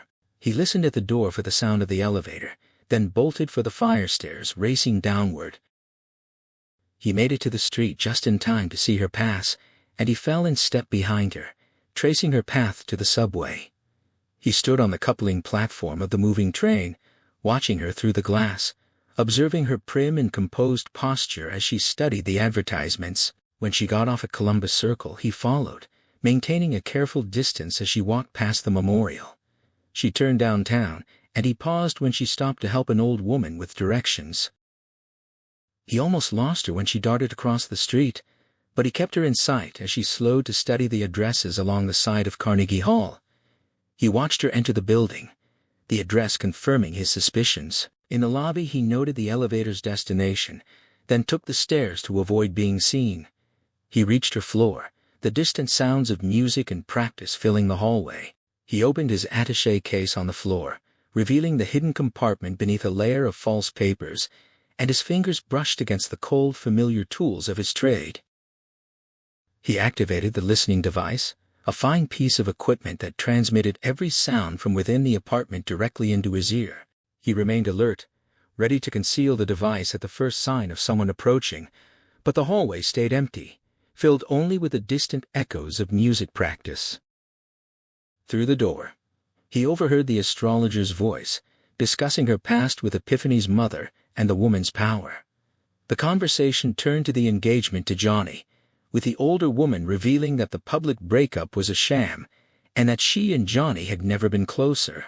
Her tone was dismissive when the younger woman suggested the arrangement was bourgeois, insisting the relationship was far more complex than a simple affair. He listened, as Epiphany insisted her father was alive, and the astrologer's demeanor shifted, her urgency growing as she demanded to know if someone had been asking questions. She described a man in detail, and Epiphany confirmed it, identifying him and his profession. The mention of his name triggered a reaction of fear in the older woman, who abruptly terminated the visit, claiming she needed to go out. The conversation then turned to the danger they might be in, and Epiphany mentioned a recent murder, connecting it to his investigation. He heard the sound of chairs scraping and the approach of footsteps, and he knew he had to move. He tore the device from the door and sprinted down the hallway, not bothering with the elevator, taking the stairs in a frantic descent. He reached the empty lobby, gasping, and checked the elevator indicators, realizing he had only moments before the women arrived. He burst out onto the street and darted across the busy avenue, pausing on the far side, trying to catch his breath. He watched from across the street as the two women emerged and walked together for a block.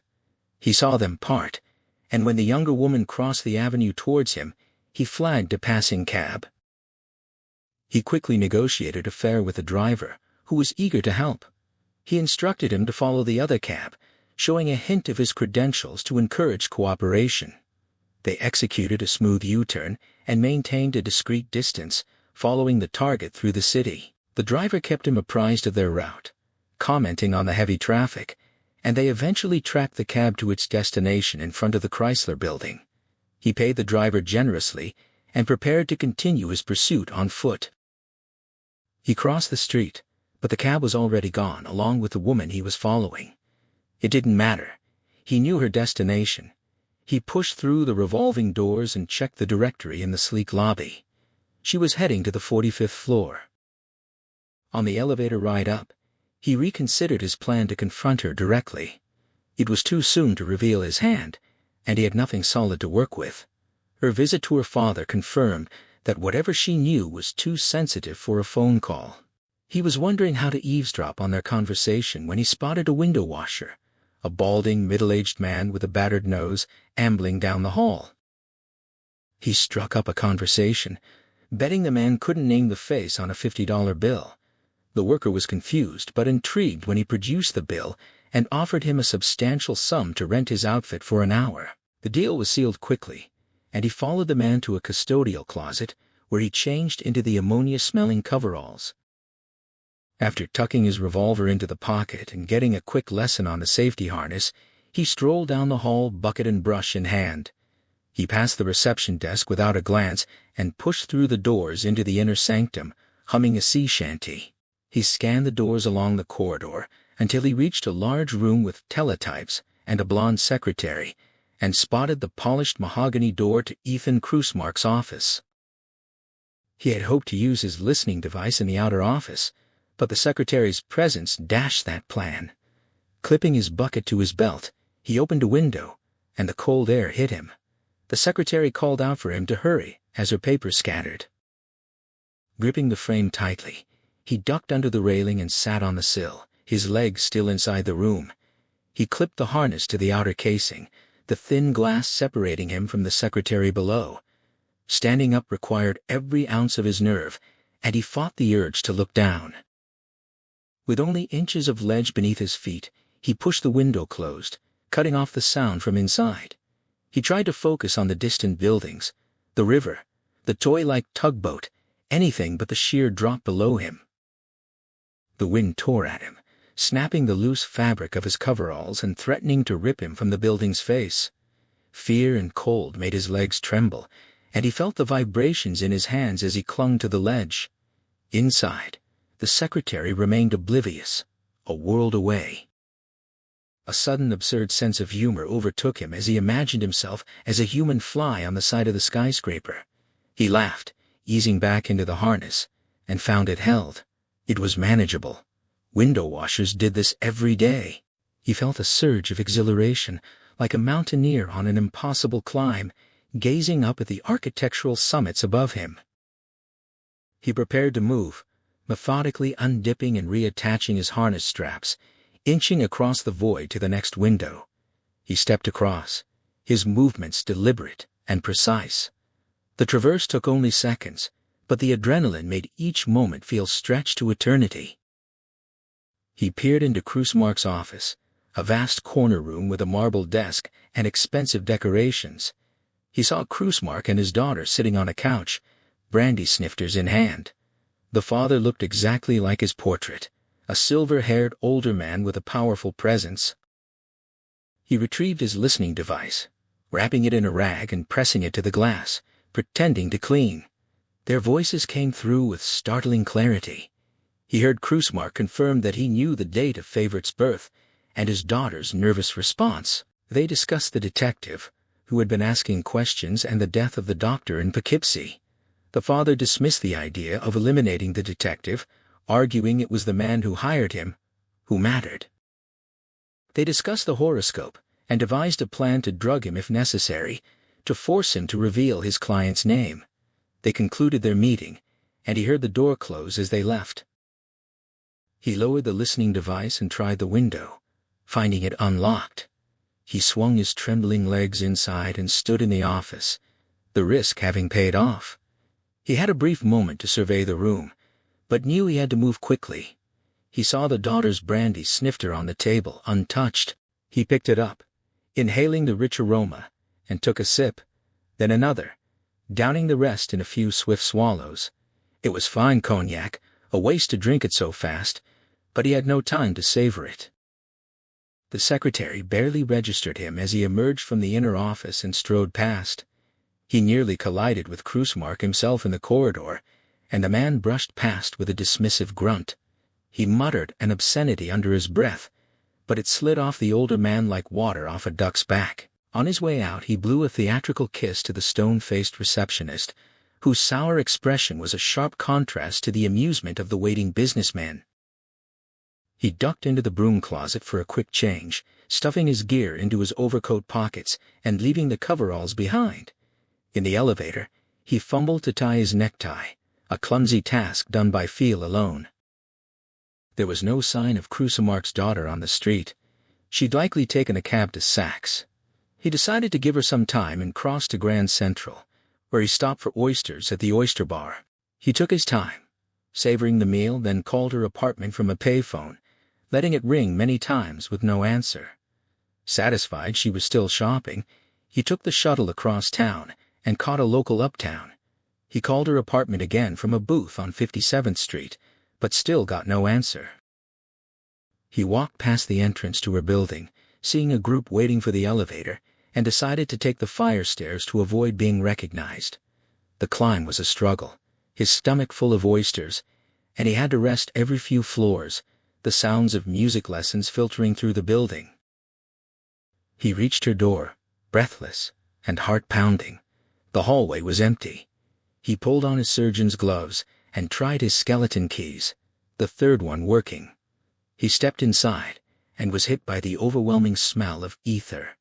He drew his revolver and moved cautiously through the foyer. He found her in the living room, lying on the coffee table, her chest split open by a ragged incision. Blood pooled on the tabletop. He touched her throat. She was still warm, her face peaceful. The clock chimed 5. He spotted the murder weapon under the table, an Aztec sacrificial knife from her own collection, its blade dull with dried blood. The scene was orderly. No sign of a struggle. He reconstructed the crime. She had come home, and the killer, waiting inside, had subdued her with ether, then carefully laid her out and moved the furniture. Nothing was missing. No burglary was staged. Near a window he found a grisly discovery in a bronze tripod, a lump of blood-soaked muscle, which he realized with a sickening jolt was her heart. The sight of it churned his stomach, and he turned away, feeling the oysters he'd eaten rebel. He found the ether-saturated rag in the kitchen trash and left it for the police. The kitchen itself was unremarkable. The bedroom, however, was a different story. The bed was unmade, the sheets stained with recent sex. In the bathroom, he found an empty diaphragm case and a medicine cabinet overflowing with alchemical powders and herbs, along with other oddities, including a severed human hand tucked behind a jar of face cream. In her small office alcove, he searched the filing cabinets for favorite or labeling, finding nothing. He looked through the books on her desk and spotted a small alabaster casket with a 3-headed snake carved on its lid. Among the papers, he found a black-edged printed card with an inverted pentagram and goat's head, announcing a Missa Niger, or Black Mass on Palm Sunday. He pocketed it. He also found a horoscope with his own name on it, along with a desk calendar page showing his appointment for Monday the 16th. He took both, knowing the police would love to have them. Today's page showed an appointment for 5:30, and his watch read 20 after. He was already too late. He left the apartment door slightly ajar, hoping someone else would find the body and call the police. He knew he was in too deep to escape the mess, but he couldn't help trying. He took the fire stairs down slowly, his energy spent, and instead of heading for the street, he ducked into the Carnegie Tavern. It was a ritual he'd developed over the years. Finding a body always called for a drink. The bar was packed with the after-work crowd. He pushed his way through and ordered a double Manhattan, downing a long swallow before making his way to the payphone, stepping on toes as he went. He dialed Epiphany's number and finished his drink while listening to the endless ringing. The silence on the other end felt ominous, and he hung up with a growing sense of unease. He left the empty glass on the phone shelf and shouldered his way back to the street. He spotted a cab letting someone out and yelled, running to beat another determined passenger. The driver, a black man, seemed unfazed by the destination he gave him, and they drove uptown in silence, the radio tuned to a rhythm and blues station. The cab dropped him in front of the darkened shop, its green shade drawn like a flag of defeat. He knocked and rattled the locked door with no success. Remembering Epiphany had mentioned an apartment above, he walked to the building's entrance and checked the mailboxes. He found her name and entered the unlocked hall. He climbed the worn marble stairs to the second floor, the smell of urine and cooking permeating the air. He found her apartment at the end of the landing, but his knock went unanswered. He used one of his keys to let himself in, half expecting the smell of ether, but the air was clean. The living room was neat, decorated with simple furniture and African carvings. The bedroom was tidy, the bed made. He went through the dresser and closet, finding only clothes and personal effects. On the bedside table, he found several photographs of a woman with a proud, fine-boned face, whose features reminded him of Epiphany. He recognized her as Evangeline Proudfoot. The kitchen was clean and orderly, the only sign of recent habitation fresh food in the refrigerator. The last room was a dark cave, the windows painted a deep midnight blue, the walls covered in swirling graffiti of leaves, flowers, and celestial bodies. It was a voodoo temple, with a brick altar, a cross topped with a silk hat, and a rusted saber. He saw gourd rattles, iron clappers, and a childlike painting of a tramp steamer above the altar. The room brought back the memory of Epiphany in her white dress, the drums, the blood, and the severed rooster. He searched the hall closet with no success, but found a flight of stairs leading down to the store. He went through the back room, examining jars of dried roots and powders without knowing what he was looking for. Up front, a pile of unopened mail lay on the glass counter.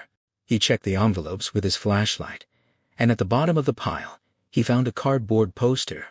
His heart skipped a beat. It was Louis Chiffre, dressed as a swami with a white turban, advertising a free lecture at a Harlem temple. He slipped the poster into his attaché case. It was an invitation he couldn't refuse. He locked up Epiphany's apartment and walked up to 125th Street, catching a cab outside the Palm Cafe. The ride downtown gave him time to brood, staring out at the dark Hudson and the bright lights of the luxury liners. The whole case felt like a carnival sideshow, full of witches and fortune-tellers, with him as the gullible rube. He needed a drink, and ended up at the Silver Rail near his apartment. The night blurred into a haze, and he had no memory of how he got to bed, only that his dreams were vivid and terrifying. In the dream he woke to shouting, and saw a mob in the street. A cart hauled by a skeletal horse carried him and Margaret Krusmark through the crowd. He was suddenly in the cart, and she was smiling at him. They were heading towards a guillotine. He saw Louis Chiffre in the crowd, dressed as a revolutionary, bowing mockingly. The blade fell, and the executioner turned, revealing himself as Johnny Favorite. He woke up screaming, the telephone ringing beside him. It was Herman Winesap, sounding urgent. The lawyer was relieved to reach him, and he explained he'd been sleeping after a late night. Winesap informed him that Chiffre had suggested lunch at a French restaurant called Le Voisin at 1 o'clock. He agreed, despite his throbbing head, and dragged himself into the shower. After a hot shower and strong coffee, he dressed in a crisp suit and drove uptown, parking near the restaurant. The place was elegant, and the head waiter led him to Chiffre's table. His client was impeccably dressed in a yachting blazer, and he noticed a small gold star on his lapel, upside down. They exchanged pleasantries, and Chiffre discussed his upcoming trip to Europe, including an audience with the Pope. He ordered a beer to settle his stomach, while Chiffre had a Campari. They ordered lunch, and as soon as they were alone, Chiffre requested a full report. He began to lay out the details of his investigation, explaining the death of Dr. Fowler, which he suspected was not a suicide. He mentioned the 2 murders, both connected to the case, and admitted he hadn't found Jonathan yet, but had learned a great deal about his dark past. He described the jazz pianist, who was a member of a voodoo cult, and had been murdered in a way that was meant to look like a ritual killing, but the symbols were fake. Chiffre listened intently, his expression unreadable. He picked up the thread of his report, explaining that the next lead had been the society girlfriend, a woman who'd proved surprisingly hard to track down, despite being right there all along. He revealed her name, Margaret Krusmark, the astrologer. Across the table, Chiffre showed sudden, avid interest, leaning in and pressing for details. Angel recounted how he'd approached her undercover as a client, how she'd sent him on a detour, and how, after untangling her misdirection, he'd returned to her apartment to search it. When he mentioned breaking in, Chiffre interrupted, asking for clarification, and Angel explained the skeleton key. He continued, describing the scene he'd found the woman dead in her living room, her heart cut out. Chiffre registered disgust, noting the detail hadn't made the papers. Angel explained the police's habit of holding back gruesome specifics. Chiffre then asked if the police knew about his involvement. Angel admitted he'd fled the scene, a risky move but necessary because the law already had him linked to the Sweet killing. Cipher pressed, and Angel revealed the connection. He'd left his business card with Sweet, and the cops had found it. When asked about the Crucimark woman, Angel assured him he was clean, no card left behind, but he'd removed his name from her desk calendar and a horoscope she'd prepared. Cipher asked why he hadn't destroyed them. Angel explained he'd kept the horoscope because it might prove useful, since he'd given her Johnny Favorite's birth date instead of his own. A waiter arrived with her food, and the interruption broke the intensity. Cipher went through the wine ritual with practiced elegance, selecting a bottle he'd ordered to complement their meals. He raised a toast to Angel's success, then asked about the police interrogation. Angel explained how he'd invoked Winesap's name to claim attorney-client privilege, a clever dodge. When Cipher asked for his conclusions, Angel admitted he had none. Cipher speculated whether Jonathan was responsible for the killings, but Angel dismissed the idea, convinced Favorite was being set up as a fall guy. He stared at Cipher, sensing the man was holding back crucial information, and voiced his frustration. He'd had to uncover everything on his own. Cipher countered that he'd known nothing of Favorite's darker habits, like the skull or the pigeon dissections, and offered to answer any questions. Angel took the opening and pointed to the star on Cipher's lapel. Cipher glanced at it, adjusted it with a casual gesture, and claimed it was the insignia of a patriotic organization, an honorary token. He added, with a dazzling, disarming smile, that in France he always wore the tricolor. The comment struck Angel like a physical blow, triggering a wave of icy terror. That smile, he'd seen it before, in a nightmare. He felt frozen, unable to move, the memory of the scaffold vivid in his mind. Cipher noticed his pallor, and asked if he was all right, his tone almost mocking. Angel forced a response, blaming a swallowed morsel. Cipher warned him to be careful, the implication dark and pointed. Angel pushed back with defiance, insisting he would get to the truth. Cipher merely pushed his plate aside and observed that truth was an elusive quarry. They passed on dessert, moving straight to brandy and cigars. Cipher's pandatelles lived up to their promise, rich and aromatic, and the conversation deliberately steered clear of the case. Angel did his best to maintain the social flow, but a cold knot of dread had settled in his gut, immovable.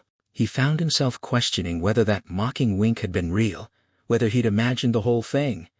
He knew mind-reading was the oldest con in the book, yet that knowledge did nothing to steady his trembling fingers. They left the restaurant together, and a silver-gray Rolls-Royce waited at the curb. The chauffeur opened the rear door for Cipher, who gripped Angel's hand and promised to be in touch before climbing into the plush interior, all polished wood and leather like an exclusive club. Angel stood on the sidewalk, watching the car glide around the corner and disappear. His own Chevy felt shabby in comparison. He started the engine and headed back downtown, the car's interior carrying the stale scent of tobacco and old memories, like a 42nd Street movie house. He drove down Fifth, following the faded green stripe left from the St. Patrick's Day parade, then turned west on 45th, finding a parking spot mid-block. In the outer room of his office, he found Epiphany Proudfoot asleep on the Naugahyde couch. She was curled in a graceful Z shape, wearing a plum-colored suit, her dark blue coat folded under her head. Her overnight bag sat on the floor. She looked like a ship's figurehead, beautiful and still. He touched her shoulder gently. Her eyelashes fluttered, and she woke with a start, asking the time. When he told her it was nearly 3, she seemed surprised by how late it had gotten. She'd been waiting since 10, she explained, adding that he didn't keep regular hours. He mentioned his meeting with his client, and asked where she'd been the previous afternoon, since the store had been empty. She said she'd stayed with a friend, afraid to be alone at home. He pressed her on why she was afraid, and she gave him a look, as if he were dense. She pointed out that Toots had been killed, and then the woman who'd been engaged to Johnny Favorite was murdered, which meant she could be next. He caught the evasion in her phrasing, and confronted her directly, revealing he'd followed her to Margaret Crucimark's apartment and overheard their conversation. She flared with indignation, insisting she was trying to save her own life. He accused her of playing both sides, demanded to know what she'd cooked up with Krusmark. She claimed she'd never known who Krusmark was until the woman called her yesterday, claiming to be an old friend of her mother's. They'd arranged to meet, and there'd been no mention of Johnny Favorite until she arrived. He decided to accept her story for now, since there was no one to contradict it. He asked where she'd spent the night, and she said the Plaza, hoping a swank hotel would be the last place anyone would look for a black girl from Harlem. But she couldn't afford to stay there, and she hadn't felt safe anyway, unable to sleep a wink. He pointed out that she'd been sound asleep when he arrived, and she reached out, smoothing his lapel, saying she felt safer now that he was there. She pleaded for his help, her scent clean and crisp like sun-dried linen. He lifted her chin, traced his fingertips across her cheek, and offered her a place to stay. She thanked him solemnly. He said he'd take her there now. They drove to his building, parking near the old Grand Opera House. As they walked, she asked about the history of the area, and he gave her a running tour bus commentary, pointing out landmarks and sharing anecdotes. She seemed to enjoy it, asking occasional questions as they passed the cast-iron facades in Kavanaugh's restaurant, where Diamond Jim Brady had once courted Lillian Russell. He explained how the neighborhood had been fashionable in the 90s, the grand department stores now converted to lofts. When they reached the Chelsea, she looked up at the red brick Victorian facade with its delicate iron balconies, and he pointed out his 6th-floor apartment under the arch. They went inside. The lobby was unremarkable, but she did a double-take when a white-haired woman walked a leopard off the self-service elevator. Upstairs, his place felt small by New York standards, but Epiphany seemed impressed by the high ceilings. She hung her coat over the back of the couch and compared the rooms favorably to the Plaza, noting the ceilings were about the same height and the rooms bigger, though there was no palm court downstairs. He asked if she wanted a drink. She accepted the offer, and he retreated to the kitchenette to mix 2 highballs. When he returned with the glasses, he found her leaning against the doorframe, gazing at the double bed in the other room. He handed her a drink and mentioned they'd work out some sleeping arrangement. Her response carried a husky, suggestive edge. She took a sip, declared it perfect, and settled on the couch by the fireplace, asking if it worked. He admitted it did, when he remembered to buy wood. She promised to remind him, saying it would be a sin not to use it. He opened his attaché case and showed her the El Cipher poster, asking if she knew anything about the character. She explained that El Cipher was some kind of swami who'd been around Harlem for years, with his own small sect, preaching wherever invited for Daddy Grace, Father Divine, the Muslims, even once at the Abyssinian Baptist. She got his posters in the mail a couple times a year and put them in the shop window as a public service. When he asked if she'd ever seen him in person, she said no, then asked why he wanted to know, wondering if it had something to do with Johnny Favorite. He hedged, not wanting to confirm anything. She pressed, but he shut her down, telling her not to pump him for information. She apologized, explaining she was just curious, figuring she had a stake in this too. He warned her she was in over her head and that some things she was better off not knowing. She asked if he was afraid she'd tell someone else. He said no. He was afraid someone else might think she had something to tell. The ice rattled in her empty glass. He made them both fresh drinks and sat beside her. They clinked glasses, and he told her honestly that he was no closer to finding Johnny Favorite than the first night they'd met. He pressed her to remember anything her mother might have said about him, however insignificant. She claimed her mother hardly mentioned him, but he insisted she must have said something. She toyed with her earring and recounted that her mother had described Johnny as a person of strength and power, a magician. Obeah was just one of many avenues he'd explored, and he taught her mother more about the black arts than she'd wanted to know. When he asked what she meant, she said playing with fire could get you burned. He asked if her mother wasn't interested in black magic. She said her mother was a good woman with a pure spirit, and she'd once told her that Johnny Favorite was as close to true evil as she ever wanted to come. He suggested that must have been his attraction.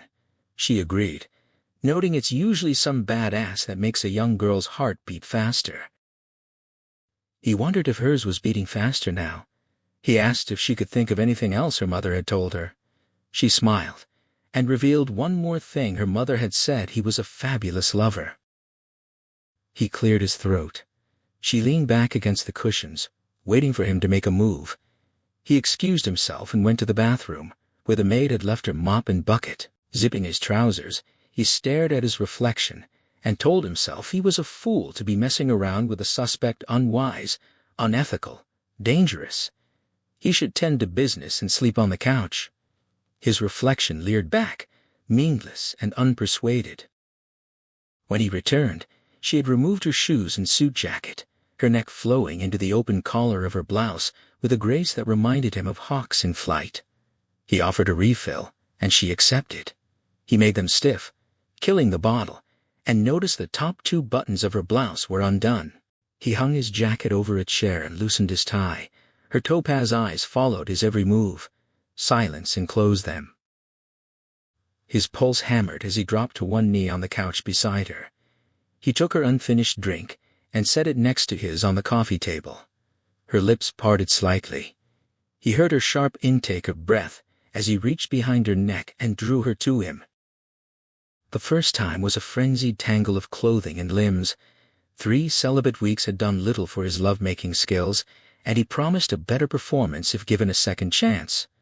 She slipped off her blouse and said sex was how they spoke to the gods. He suggested. They continued the conversation in the bedroom, kicking free of his trousers. She spoke in a whisper, insisting she was serious, telling him a story older than Adam and Eve, that the world began with the copulation of the gods, and their being together was like a mirror of creation. He told her not to get too serious. She said it wasn't serious, it was joyful, and described the female as the rainbow, the male as lightning and thunder. Wearing only nylons and her garter belt, she arched into a supple backbend with the ease of a yoga master, her body lithe and strong, delicate muscles rippling beneath her fawn-colored flesh. She moved fluidly, hands touching the floor behind her, back bent in a perfect arc, lowering herself until she was supported only by her shoulders, elbows, and the soles of her feet. It was the most carnal position he'd ever seen a woman assume. She murmured that she was the rainbow. He knelt before her, but she closed the distance and swallowed him up, the rainbow turning into a tigress, her taut belly throbbing against him. She whispered for him not to move, contracting hidden muscles with a rhythmic pulse. It was hard to keep from yelling when he came. Afterward, she settled against his chest, and he brushed his lips across her damp forehead. She said it was better with drums. He asked if she did this in public. She explained that there were times when spirits possessed you at banda or bambouche, times when you could dance and drink all night and fuck till dawn. He asked what banda and bambouche were. She toyed with his nipples and explained that banda was a dance in honor of Gede, very savage and wild and sacred, always done in the hound fort of the Société, what he'd call the voodoo temple. He noted that Toots had said humfo. She said it was a different dialect for the same word. He asked about bambouche, and she explained it was just a party, a way for members of the Société to let off steam. He likened it to a church social, and she agreed, but added it was a whole lot more fun. They spent the afternoon like naked children, laughing, showering, raiding the icebox, conversing with the gods. She found a Puerto Rican station on the radio, and they danced until their bodies ran with sweat. When he suggested going out for dinner, she led him to the kitchenette and lathered their privates with whipped cream. It was a sweeter feast than Kavanaugh's had ever served Diamond Jim and his buxom Lil. As it grew dark, they picked their clothes off the floor and retired to the bedroom, lighting plumber's candles from the utility drawer. In the pale light, her body glowed like tree-ripened fruit, and he wanted to taste her all over. Between tastes, they talked. He asked where she was born, and she said the Woman's Hospital on 110th Street, but she was raised by her grandmother until age 6 in Bridgetown, Barbados. When she asked about him, he mentioned a small place in Wisconsin just outside Madison, probably part of the city by now. She noted he didn't seem to go back much. He admitted he hadn't been back since the Army, the week after Pearl Harbor. When she asked why not, he explained. There was nothing there for him anymore. His parents had been killed while he was in an army hospital, and he'd been in no condition to travel for the funeral. After discharge, it was just fading memories. She asked if he was an only child. He nodded, and added that he was adopted, but that had made his parents love him all the more. He clung to that belief like a pledge, the only thing he had in place of patriotism, enduring even as their features eroded in his memory. He could only recall blurred snapshots. She said Wisconsin explained his knowledge of church socials. He added square dancing, hot rods, bake sales, 4-H, and keggers. When she asked what keggers were, he said it was kind of a high school bambouche. She fell asleep in his arms, and he lay awake watching her. Her breasts rose and fell with gentle breathing, nipples like chocolate candy kisses in the candlelight. Her eyelids fluttered with dreams. She looked like a little girl, her innocent expression bearing no resemblance to the ecstatic grimace when she'd arched beneath him like a tigress. It was madness to have gotten involved with her. Those slender fingers knew how to grip a knife. She sacrificed animals without a qualm. If she'd killed Toots and Margaret Krusmark, he was in big trouble. He couldn't remember falling asleep. He drifted off trying to contain his tenderness for a girl he had every reason to believe was extremely dangerous. His dreams were a succession of nightmares, violent, distorted images alternating with scenes of utter desolation. He was lost in a city he didn't know, empty streets, blank signposts, unfamiliar buildings, windowless and tall. In the distance, he saw a figure posting a billboard against a blank wall. As the image formed, he walked closer. Louis Siffer's face leered down, his smile 3 yards wide like the grinning Mr. Tillieu at Steeplechase Park. He called to the workman, who turned, gripping his brush. It was Siffre, laughing. The billboard parted like a theater curtain, revealing rolling wooded hills. Siffer dropped his brush and ran inside. Angel followed, dodging through underbrush but lost him, and with that loss came the revelation that he was lost too. The trail meandered past parks and meadows. He stopped to drink from a brook and found a heel print in the moss. Then a shrill cry pierced the tranquility. A second cry sent him hurrying. A third brought him to a clearing where a bear mauled a woman. He ran toward them. The huge carnivore shook its limp victim like a rag doll, and he saw the girl's bleeding face. It was Epiphany. He hurled himself at the bear without thinking. The beast reared and swatted him. There was no mistaking its features despite fangs and dripping muzzle. The bear looked exactly like Siffre. When he looked again, sprawled yards away, it was Siffre, naked in the tall grass, making love to Epiphany instead of mauling her. He lunged forward and caught him by the throat, pulling him off the moaning girl. They wrestled beside her. Although Siffre was stronger, Angel had him by the throat, squeezing until his face darkened with blood. Epiphany screamed behind him. Her screams woke him up. He was sitting in bed, sheets wound around him like a shroud, his legs straddling her waist. Her eyes were wide with terror and pain. He had her by the throat, his hands locked in a death grip. She was no longer screaming. He gasped, asking if she was all right. She scuttled to a safe corner, coughing, accusing him of being crazy. He admitted he feared he might be. She rubbed her neck where dark imprints marred her flawless skin. He didn't know what had gotten into him and offered her water. She accepted, and he returned with a cold glass. She thanked him, and asked if he treated all his girlfriends like that. He said not as a rule he'd been having a dream. When she asked what kind, he said someone was hurting her. She asked if it was someone he knew. He confirmed it. He'd been dreaming about the same man every night, crazy, violent nightmares, with the same man mocking him, causing pain. Tonight, he'd dreamt the man was hurting her. She put down the glass and took his hand, suggesting some boko had put a powerful wanga on him. He asked for translation.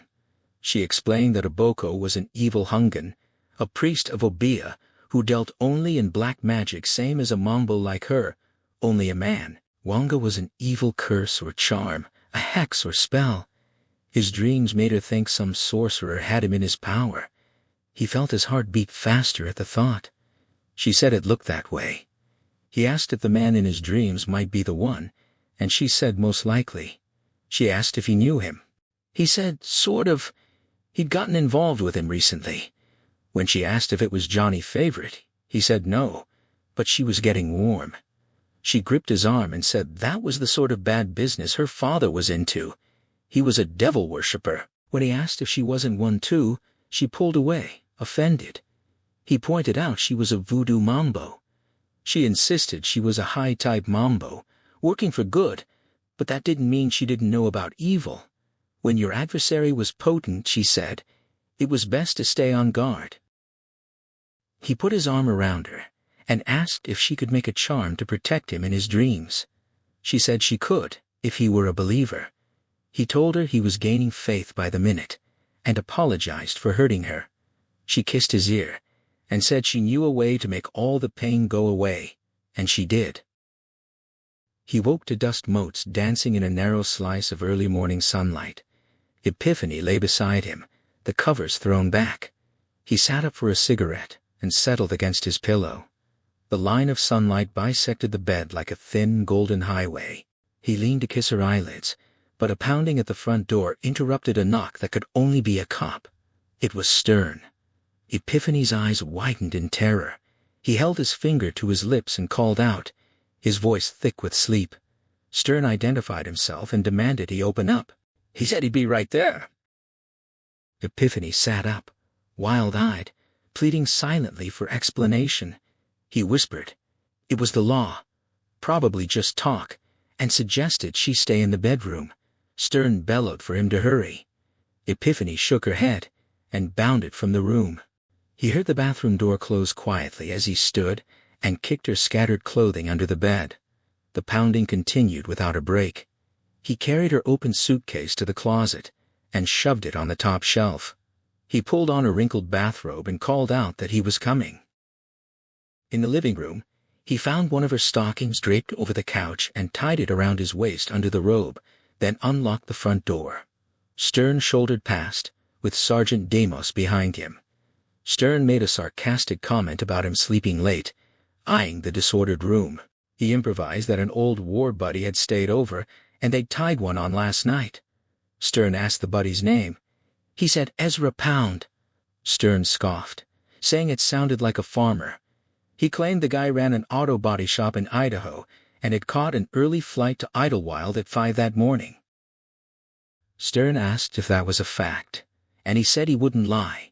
He mentioned needing coffee and asked if they minded if he put on a pot. Stern sat on the couch and told him to go ahead, adding that if they didn't like it, they'd dump it in the toilet. A loud bumping came from the bathroom. Demos pointed and asked if someone was in there. The bathroom door opened, and Epiphany appeared, carrying a bucket and mop, wearing the maid's gray smock, her hair tied up, shuffling like an ancient crone. She whined in a nasal accent that she was done with the bathroom for today and would be back later to finish up. He told her that would be fine, and said he'd be going out soon, so she could let herself in. She shuffled past, smacking her lips, and headed for the door, muttering good morning to the gentleman and hoping she hadn't disturbed them. Stern stared with his mouth open. Demos scratched his head. He wondered if they noticed she was barefoot and held his breath until the door closed. Stern muttered something about jungle bunnies and watermelons. He defended Ethel, saying she kept the place nice and clean. Demos chuckled, agreeing someone had to swab out the John. Stern regarded his partner with weary disgust. He adjusted the flame on the stove and asked what they wanted to see him about. Stern asked if the name Margaret Krusmark meant anything to him. He said not a whole lot. When pressed, he said only what he'd read in the papers, that she was a millionaire's daughter who'd been murdered. Stern asked if there was anything else. He said he couldn't keep up with every murder. He had his own work to look after. Demos found the printed card in his attaché case and held it up. He smiled and said it was his nephew's confirmation announcement. Demos asked why it was in a foreign language. He said it was Latin. Stern muttered that with him everything was Latin. Demos pointed to the inverted pentagram. He said it was the emblem of the Order of St. Anthony, since his nephew was an altar boy. Stern noted it looked like the same gizmo the Krusmark dame was wearing. He said maybe she was Catholic too. Stern said she was no Catholic, heathen was more like it. He munched his toast and asked what all this had to do with anything, since he thought they were investigating the sweet killing. Stern said the MO in both killings was very similar. He asked if they thought they were connected. Stern said maybe he should ask him that.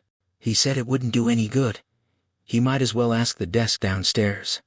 Stern warned him not to get smart, pointing out the piano player was mixed up in voodoo, and the cruise-mark woman was a stargazer dabbling in black magic. They'd both been killed the same week, one day apart under similar circumstances.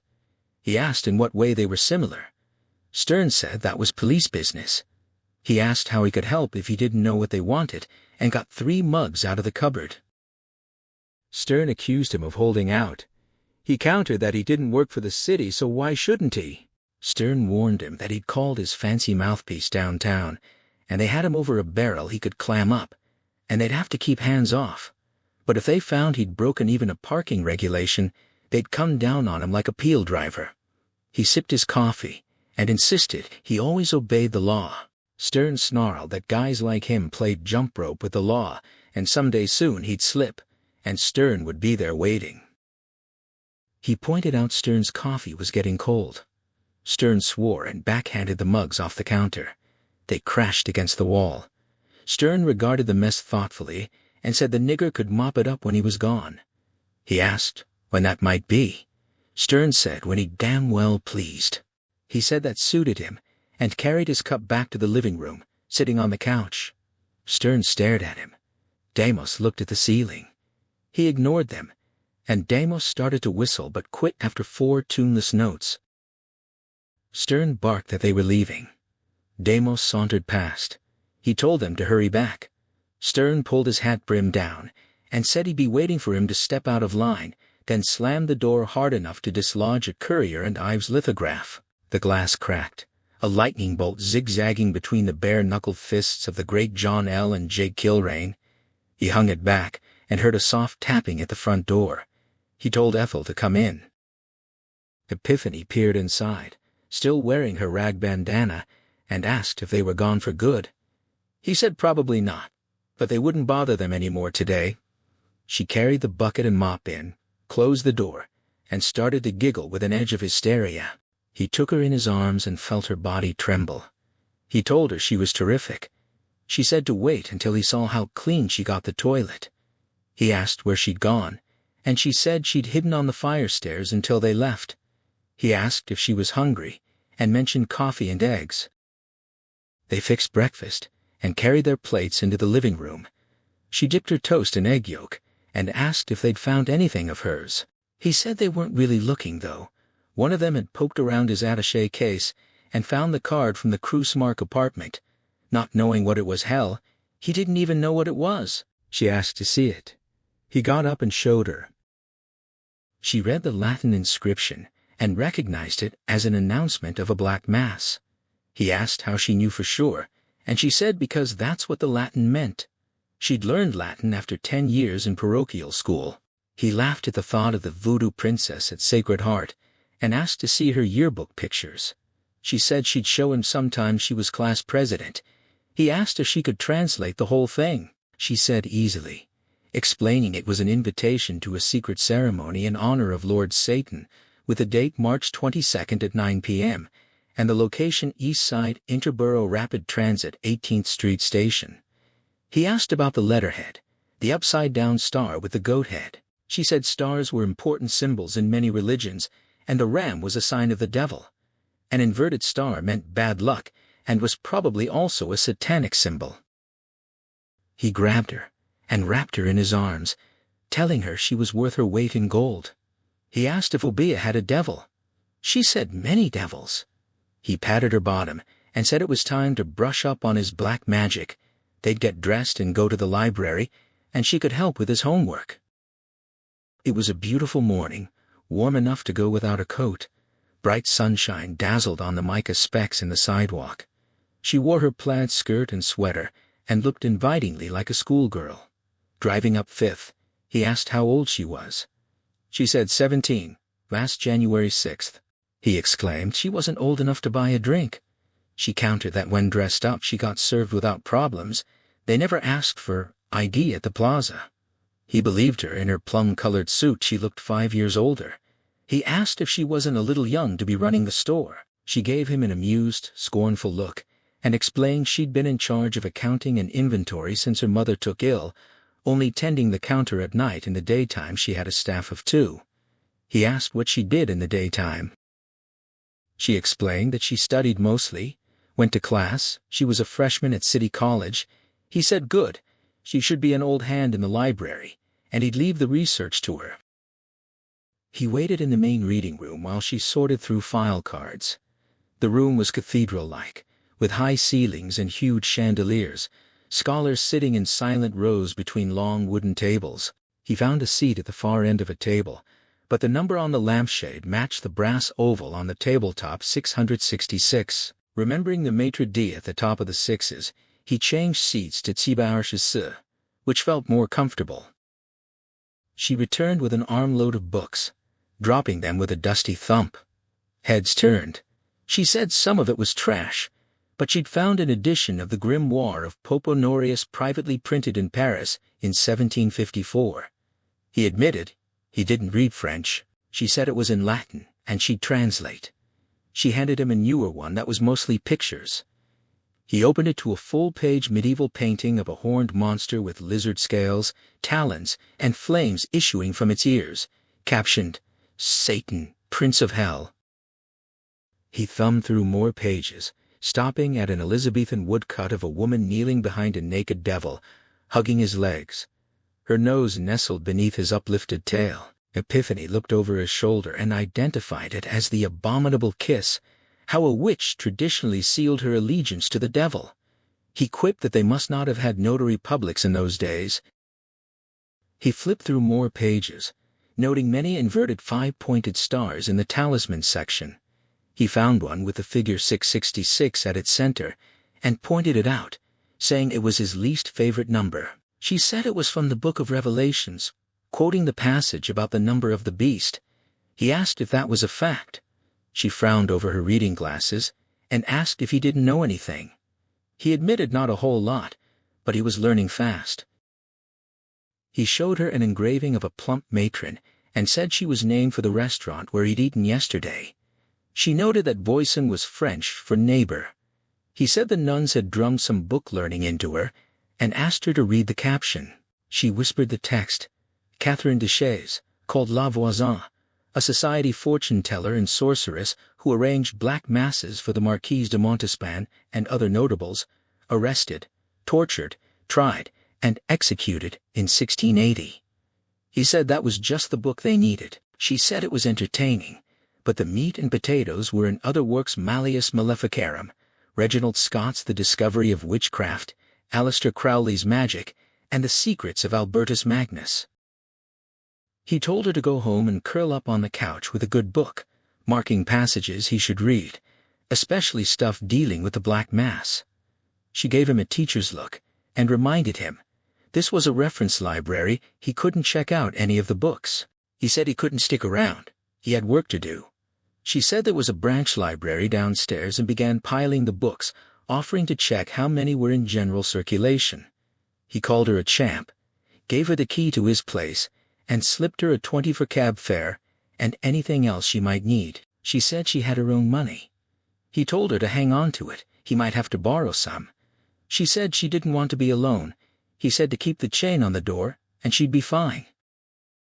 She walked him downstairs through the marble entrance hall and out onto the broad steps. She looked afraid, like a little girl. Their kiss earned contemptuous stares from passing businessmen and applause from a hooky playing bootblack sitting on the base of the lion.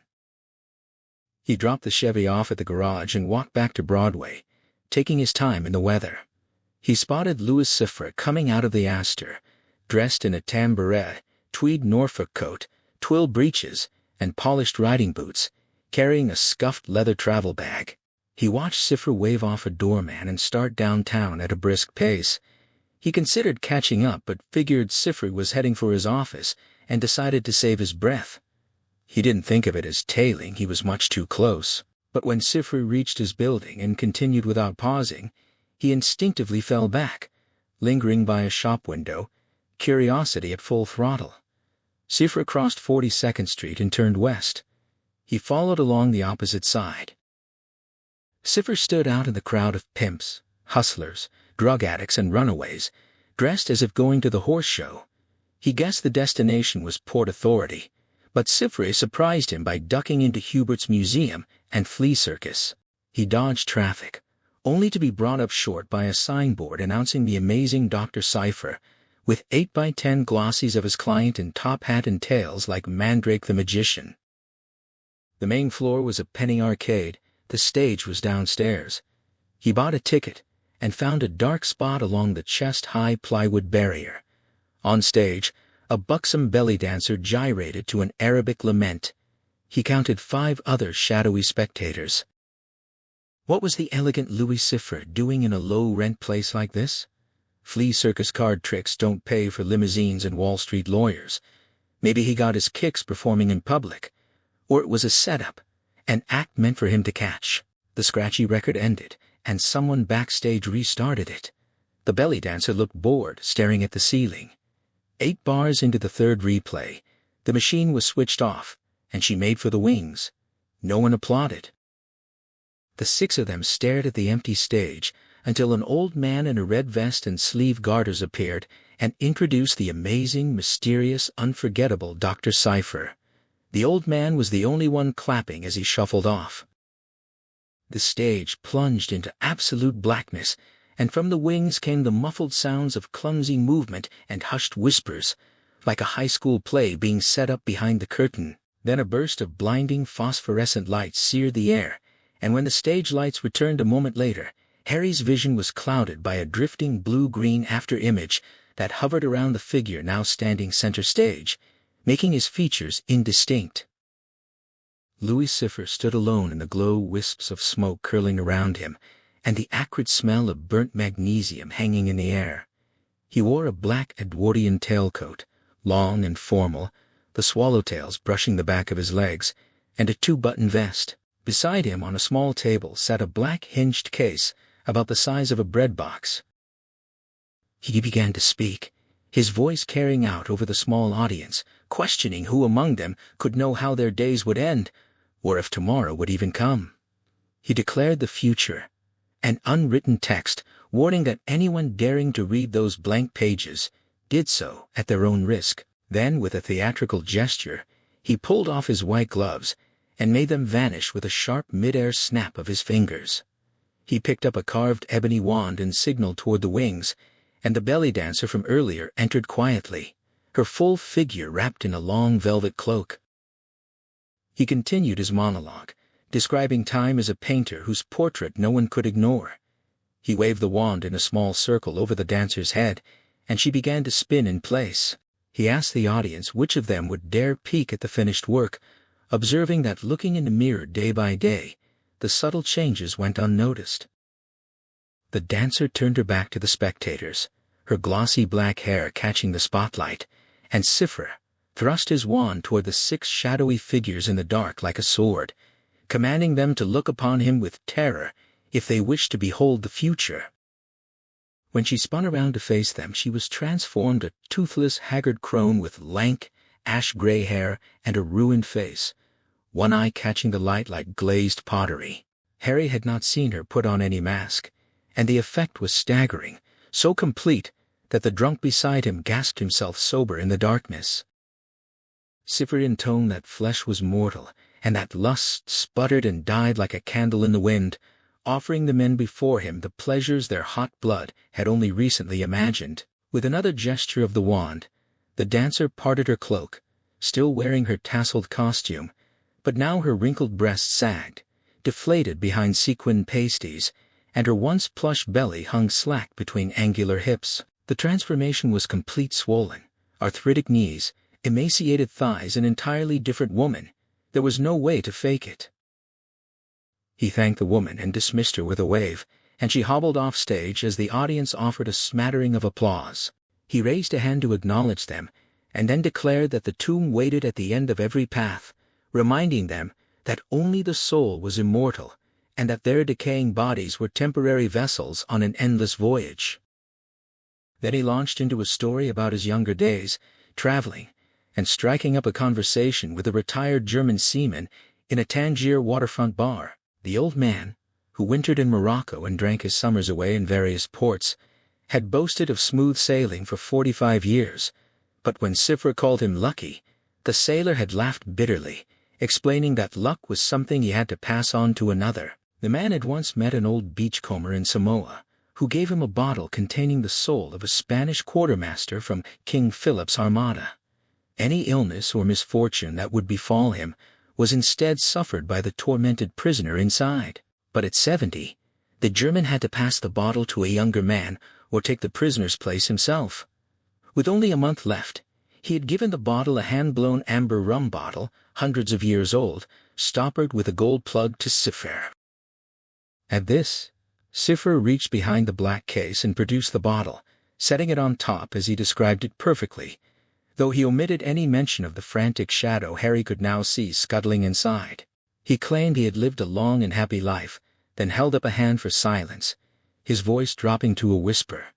The 6 of them leaned forward, straining to hear, and from the silence came a faint, bell-like sound, like a chain of paper clips being dragged across crystal. Harry strained to make out the fragile noise, and it seemed to be coming from within the amber bottle itself, a repeated, haunting melodic phrase. He tried to see if Cipher's lips were moving, but the man's smile reached out beyond the footlights, gloating with raw pleasure. Cipher then asked why he should live a life free from pain while another soul was doomed to eternal anguish inside a rum bottle. He produced a black velvet sack, stuffed the bottle inside, and pulled the drawstrings tight. Then, with a graceful spin, he struck the sack with his ebony wand like a saber. There was no sound of breaking glass. He caught the empty sack in midair, crumpled it into a ball, and pocketed it with a curt nod to the scattered applause. He announced he had something else to show them, emphasizing that he was not an animal trainer but a collector of exotics. He explained that the contents of the box had been bought in Zurich from an Egyptian merchant he had known for years, a man who claimed the creatures were the souls of performers originally enchanted at the court of Pope Leo X. He tapped the black case, unsnapped the fasteners, and opened it like a triptych, revealing a miniature theater with Renaissance-style painted scenery. Inside, white mice in tiny silks and brocades performed a commedia dell'arte pantomime, walking on their hind legs, tumbling, brandishing matchstick swords, and taking pratfalls to the tinkling of a music box.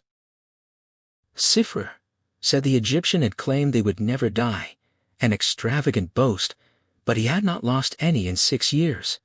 He provided them with food and water daily, and they had incredible appetites. A man in the dark muttered that they had to be toys, and as if on cue, Cipher reached down, and one of the mice, Harlequin, scampered up his sleeve and perched on his shoulder, sniffing the air. The spell broke. It was just a rodent in a tiny diamond-patterned costume. Cipher pinched its tail and lowered it back to the stage, where it paraded around on its front paws in an unnatural way. He remarked that he had no need for television, then folded the miniature stage closed and lifted it by a handle like a suitcase, noting that whenever the box was opened, they performed even show business had its purgatory. He tucked the wand under his arm and dropped something on the table, and a flash of white light blinded Harry.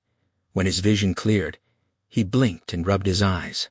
The stage was bare, only a plain wooden table standing naked in the spotlight. From an unseen speaker, Cipher's amplified voice declared that 0, the point between positive and negative, was a portal every man must eventually pass through. The old stagehand shuffled out and carried the table away, while a scratchy recording of Night Train bleated from the speakers. The belly dancer reappeared, plump and youthful again, and began a mechanical bump and grind to the music. Harry groped his way up the sagging stairs, the prickling dread he had felt in the French restaurant flooding back. His client was toying with him, playing tricks with his mind like a 3-card Monte dealer fleecing the suckers.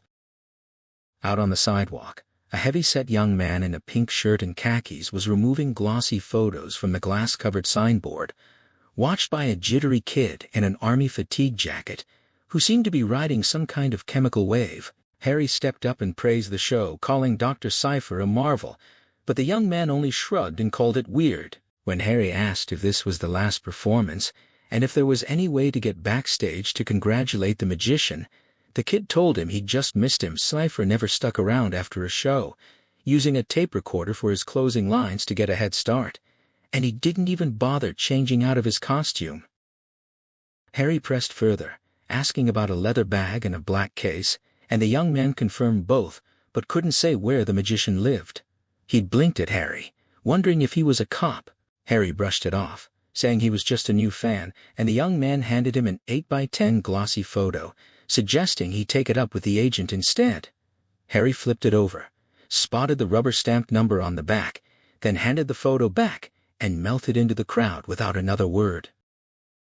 He caught an uptown cab and got dropped off on Broadway, across from the Brill Building. The tramp in the army coat was nowhere in sight. He rode the elevator to the 8th floor and found the receptionist with silver fingernails, who didn't remember him. When he flashed his card and asked for Wagner, she told him the man was busy, but Harry stepped around her desk and pushed open the private door anyway. She scrambled after him, clawing and protesting, but he closed the door in her face. Inside, a midget in a red turtleneck was complaining about an insulting 3% of the gross, his little feet sticking straight out from the ratty couch. Warren Wagner Jr. sat behind his burn-scarred desk, glowering, demanding to know what Harry meant by barging in. Harry told him he needed answers and didn't have time to wait. Wagner claimed he'd never seen him before and threatened to call a cop, but Harry reminded him of their Monday meeting, said he'd been working undercover at the time, and showed his photostat. Wagner dismissed him as just another private eye, insisting he had no right to crash a private meeting. Harry told him to save the adrenaline and just answer the questions, promising to be gone in 30 seconds. When Wagner said Johnny Favorite meant nothing to him, Harry shifted focus and demanded information about a client calling himself Dr. Cypher, who Wagner admitted he'd just signed the previous week. Harry asked for the man's real name and learned it was Louis Cypher, then asked for his address and was directed to the secretary. Janice, with the silver nails, poked her head in, took the instructions, and looked up the address in her circular file, writing it out for Harry, without offering her usual gum-chewing smile. As she handed over the memo, she delivered a barbed remark about him belonging in a zoo, a line she'd been saving all week. Harry headed to the 123 Hotel, a modest brick building with fancy trim at the address itself, 123 West 46th. He slipped his business card and a $10 bill to the desk clerk, asking for Louis Cypher's room number and telling him not to bother the house detective. The clerk remembered him, a man with a white beard and black hair, but said he'd checked out over a week ago, leaving no forwarding address. When Harry asked about the room, the clerk said it wouldn't help, it had already been cleaned top to bottom. Back on the street, the warm sunshine felt good, and Harry walked toward Broadway, passing a Salvation Army trio serenading a chestnut vendor. He tried to hold on to the ordinary sounds and smells of the city, to remember the world from a week ago, when magic hadn't been part of his reality. He tried a different approach at the Astor Hotel, walking up to the desk clerk and pretending to be looking for his uncle, spinning a story about being late for a meeting in the coffee shop and needing the room number. When the clerk asked for the uncle's name, Harry gave it as Louis Cypher, and the clerk told him the man had checked out that morning with no forwarding address. Harry pressed the desk clerk at the Astor, repeating the name Louis Cypher, and was told the man had checked out that morning with no forwarding address. He felt a pang of regret, thinking he should have abandoned the whole pursuit and taken Epiphany on a Circle Line cruise instead. But he pushed the thought aside and phoned Herman Weinsap downtown, demanding to know what was happening.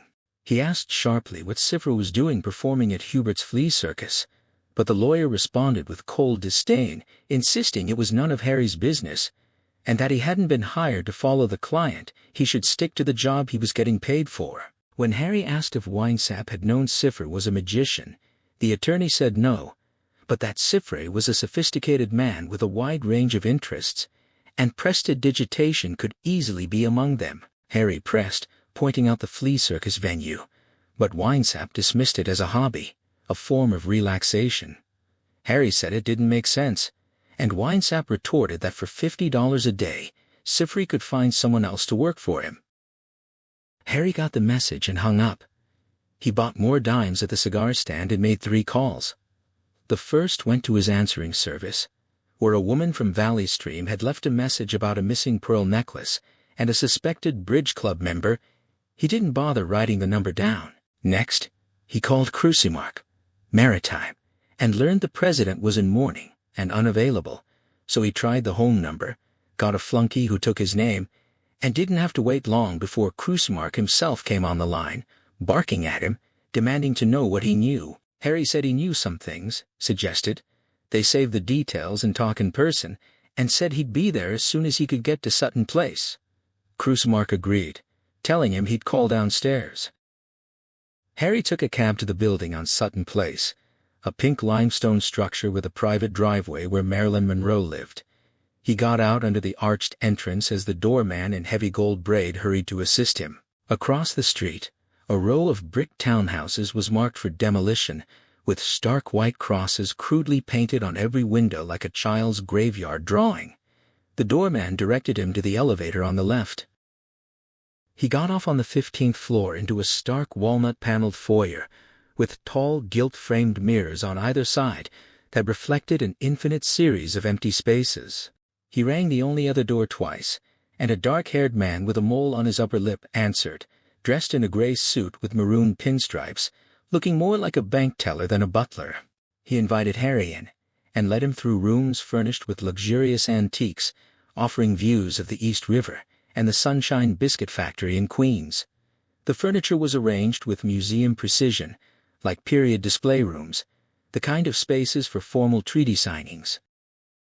At a closed door the man knocked and announced Harry, and Crucimark's gravelly voice growled back to bring him in. Harry was ushered into a small windowless gym with mirrored walls where stainless steel exercise equipment reflected endlessly in every direction.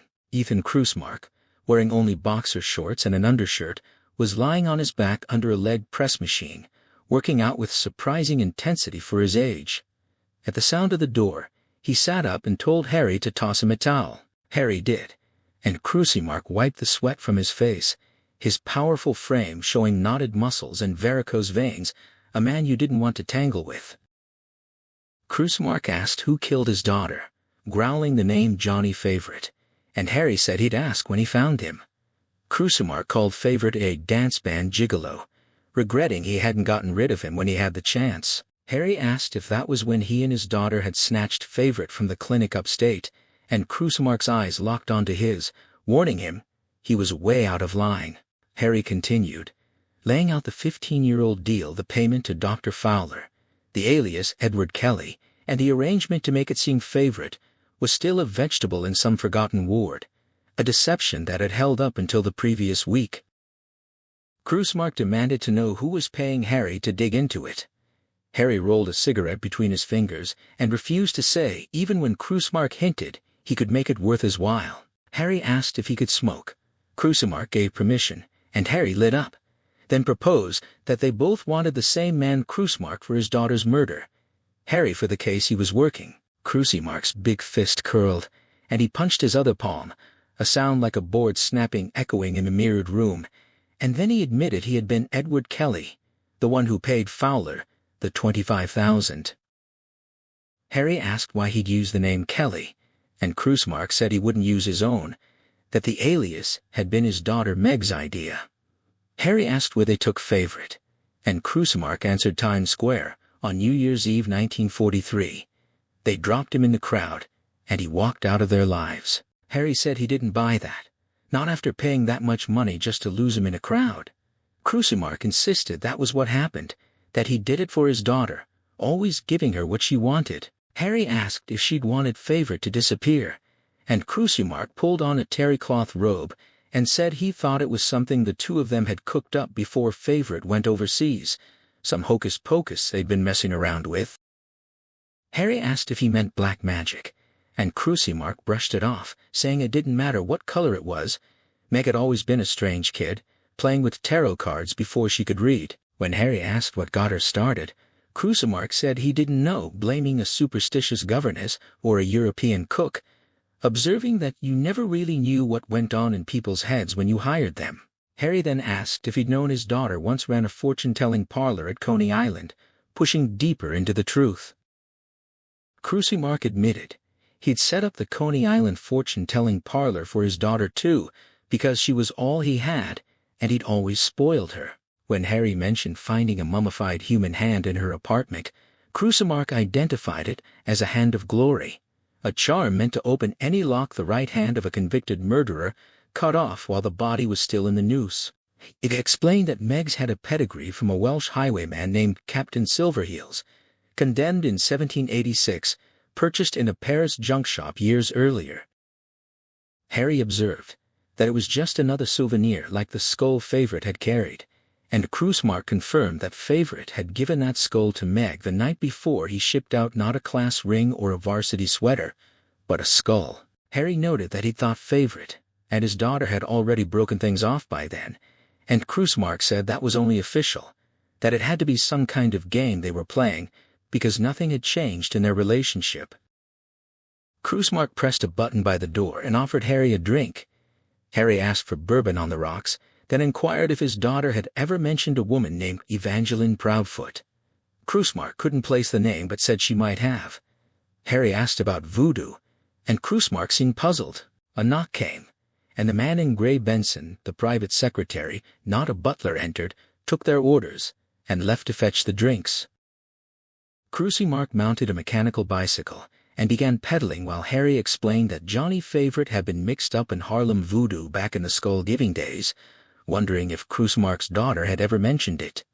Crucimark said voodoo was one she'd missed. Harry pressed further about Favourite's amnesia when he was taken from the hospital, asking if he'd recognized the daughter.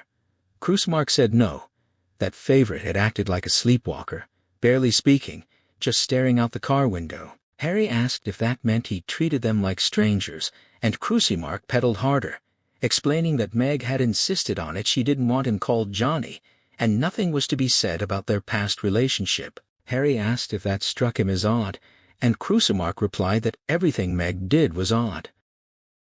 Benson returned with a portable bar, poured the drinks, and left after confirming nothing else was needed.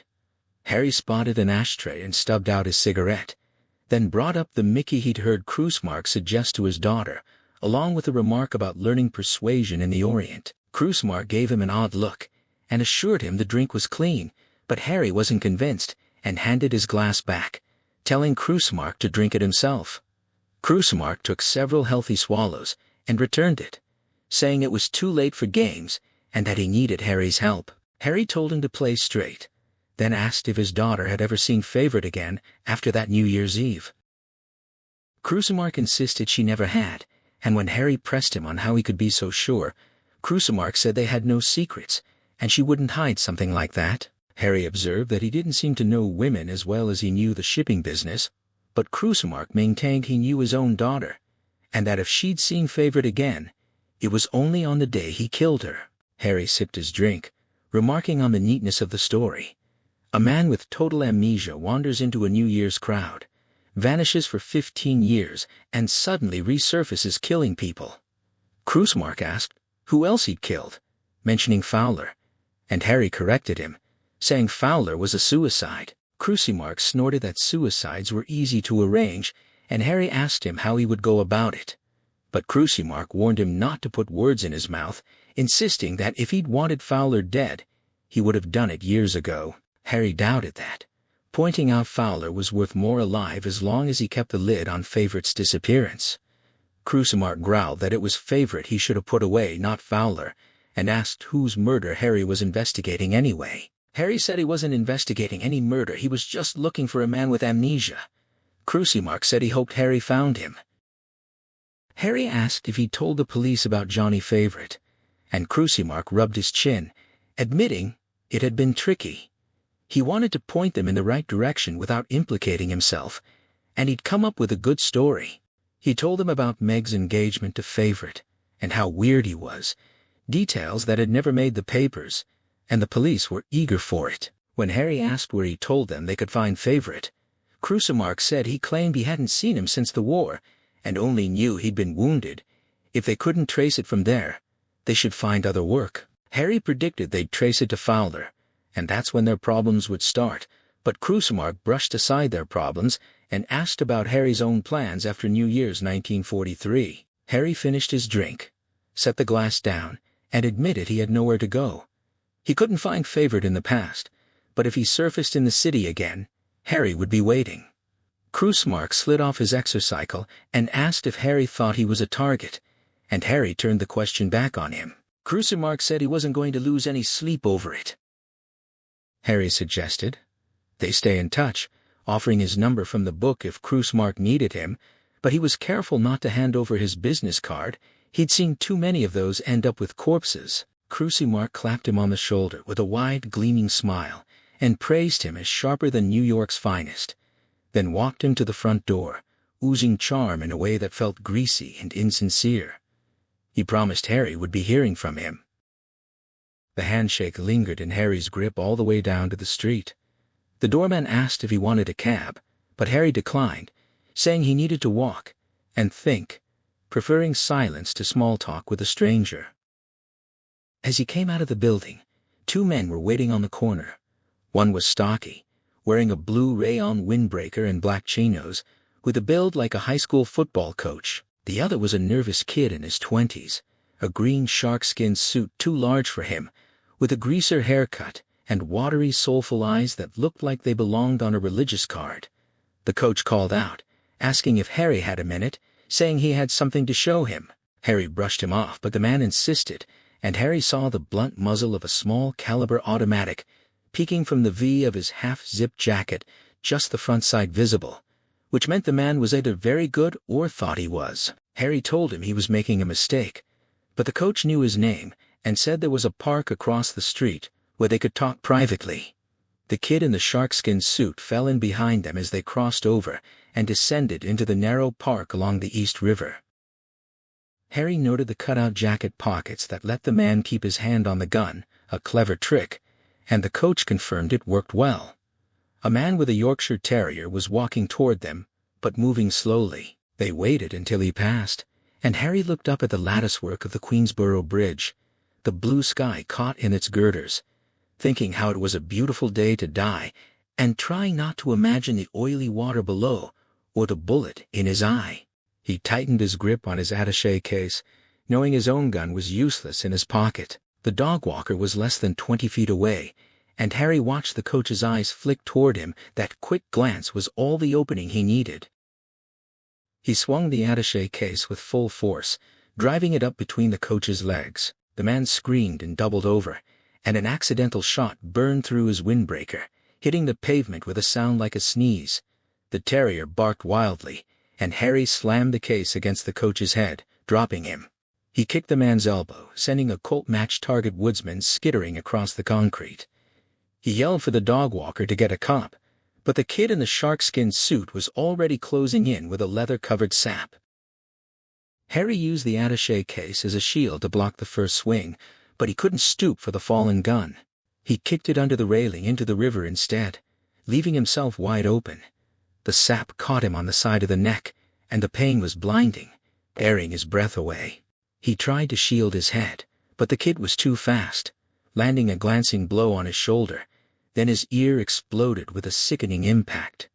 He went down, watching through a pink haze, as the dog walker scooped up his yapping terrier and ran hollering up the steps.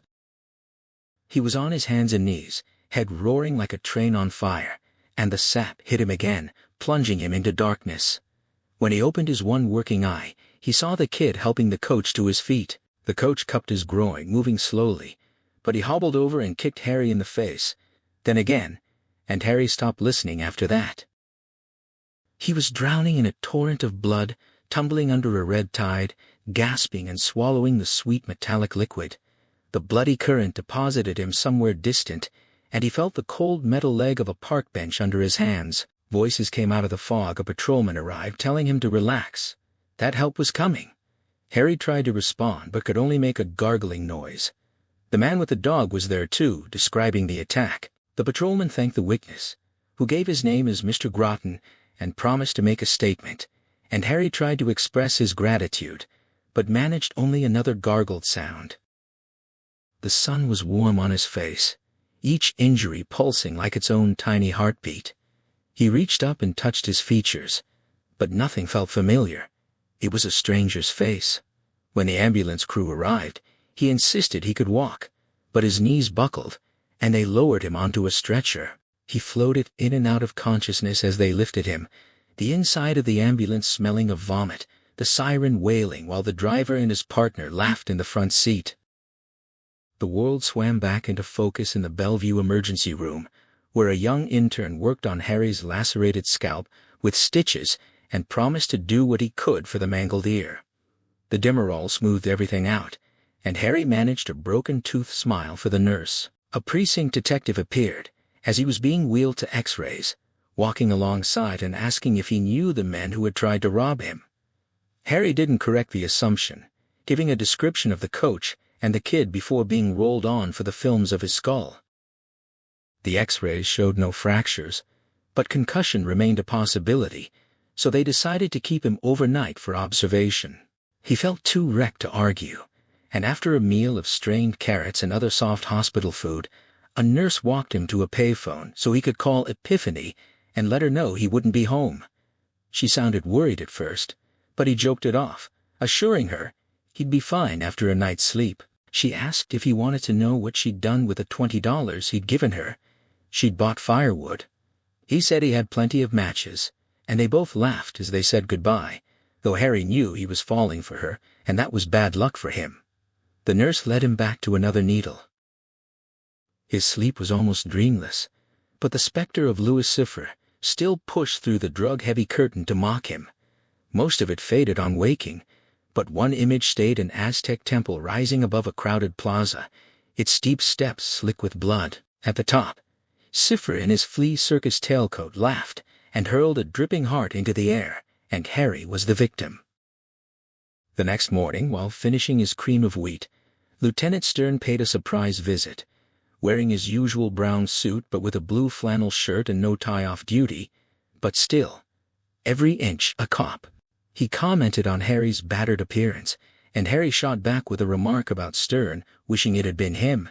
Stern said if it had been, Harry wouldn't be getting out for a week. Harry asked where the flowers were, and Stern said he was saving them for Harry's grave, then sat down and stared at him like a scavenger eyeing roadkill. He explained that he'd tried to reach Harry the previous evening and had learned from the answering service he was in the hospital. This was the first they'd let him talk. Harry asked what was on his mind, and Stern said he thought Harry might be interested in something they'd found in the Krusmark apartment, considering Harry had never known the woman. When Harry pressed him, Stern revealed it wasn't what they'd found but what they hadn't. The page for March 16th was missing from her desk calendar, the only one gone. The lab had checked the page underneath for impressions and found the initial H, followed by ANG. Harry said that spelled hang gang, and Stern agreed, telling him that's what they were going to do to his ass, coincidences or not. Harry pointed out the difference between coincidence and proof, but Stern pressed on, asking where Harry had been on Wednesday afternoon around 3:30. Harry said Grand Central Terminal, eating oysters, and gave a detailed description of the counterman who would remember him and the joke they'd shared. Stern said he'd check it, then got up, grabbed an untouched cup of grapefruit juice from the tray, downed it in one swallow, and walked out. It was nearly noon before the hospital paperwork was finished and Harry could leave. Outside, First Avenue was torn up with weekend construction barricades and piles of dirt, the old cobblestones peeking through the thin tar in patches. He walked to a cab stand, expecting a tail but seeing none, and made his first stop at the dentist's office in the Gray Bar building, where the man had agreed to open up and fit him with temporary caps. They talked fishing while Harry's mouth went numb. From there, he hurried to the Chrysler building, 10 minutes late for his 1 o'clock appointment in the lobby. Howard Nussbaum was waiting, a small worried man in a brown suit who greeted Harry with a resigned complaint about blackmail. Harry didn't deny it, and Nussbaum handed over a small brown envelope containing a brand new key. It wasn't a master key for the Chrysler building. Nussbaum wouldn't trust him with that, but a submaster for the 45th floor, capable of opening any lock on that floor. Nussbaum asked who Harry was going after, but Harry told him not to ask. That way he wouldn't be an accessory. Nussbaum agreed with a sigh, saying he'd been an accessory all his life, and Harry sent him off to Connecticut with a nod. The elevator rose, and he turned the small brown envelope over in his fingers, catching the operator's deliberate aversion of his gaze after a crude, calculated gesture. The envelope was already stamped, already addressed. Howard's instructions were clear seal. The key inside when he was done. Drop it in any mailbox. He considered his own ring of skeleton keys, the expensive set that had cost him $500. There was a slim chance one of them might work, but those tools only succeeded when locks were worn down by years of use and cheap duplicates. Howard Nussbaum's firm didn't operate that way. They replaced a lock, rather than let it degrade, making his personal collection largely useless against their security. He stepped off onto the 45th floor. The frosted glass doors of Cruisemark Maritime stood dark and uninviting, the only sound a distant erratic typewriter tapping somewhere down the corridor. He pulled on his latex gloves, the thin rubber snapping against his wrists, and slid the borrowed Submaster into the lock.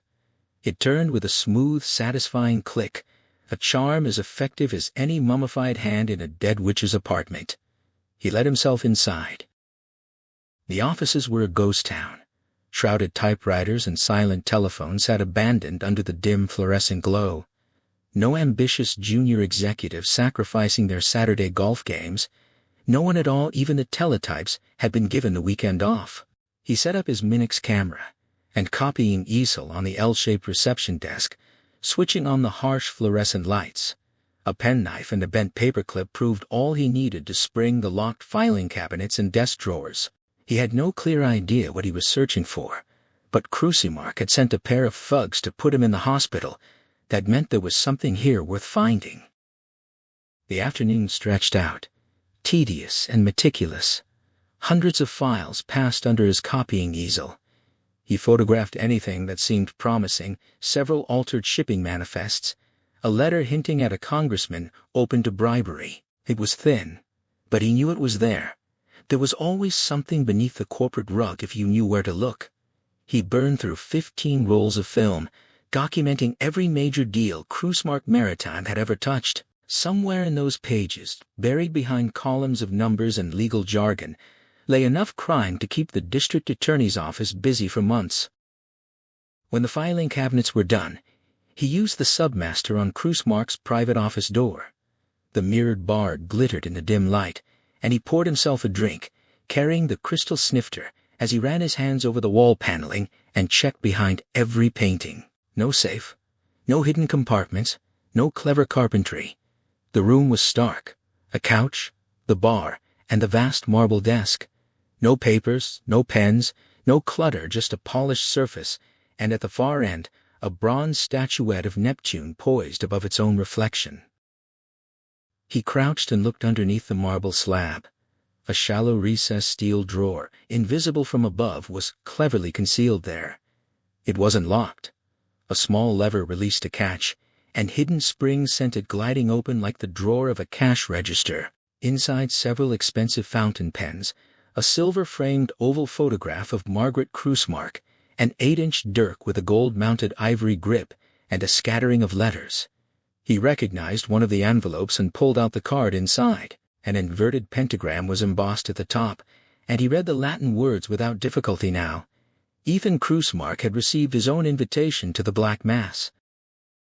He replaced everything exactly as he had found it, packed away his camera, and rinsed the crystal snifter in the executive washroom, setting it precisely back in line on the glass shelf above the bar. For a moment he considered leaving it on Cruisemark's desk, a little message for Monday morning, but he decided against it. The humor had soured. Outside, rain was falling, the temperature dropping sharply. He turned up his collar and dashed across Lexington Avenue to Grand Central, finding an empty phone booth to call Epiphany. He asked how long she would need to get ready, and she replied that she had been ready for hours. He answered with a playful remark before steering the conversation back to business, directing her to take a cab and meet him at his office in half an hour. They would have dinner, and then head uptown for a lecture. She asked what kind of lecture, and he said it might be a sermon.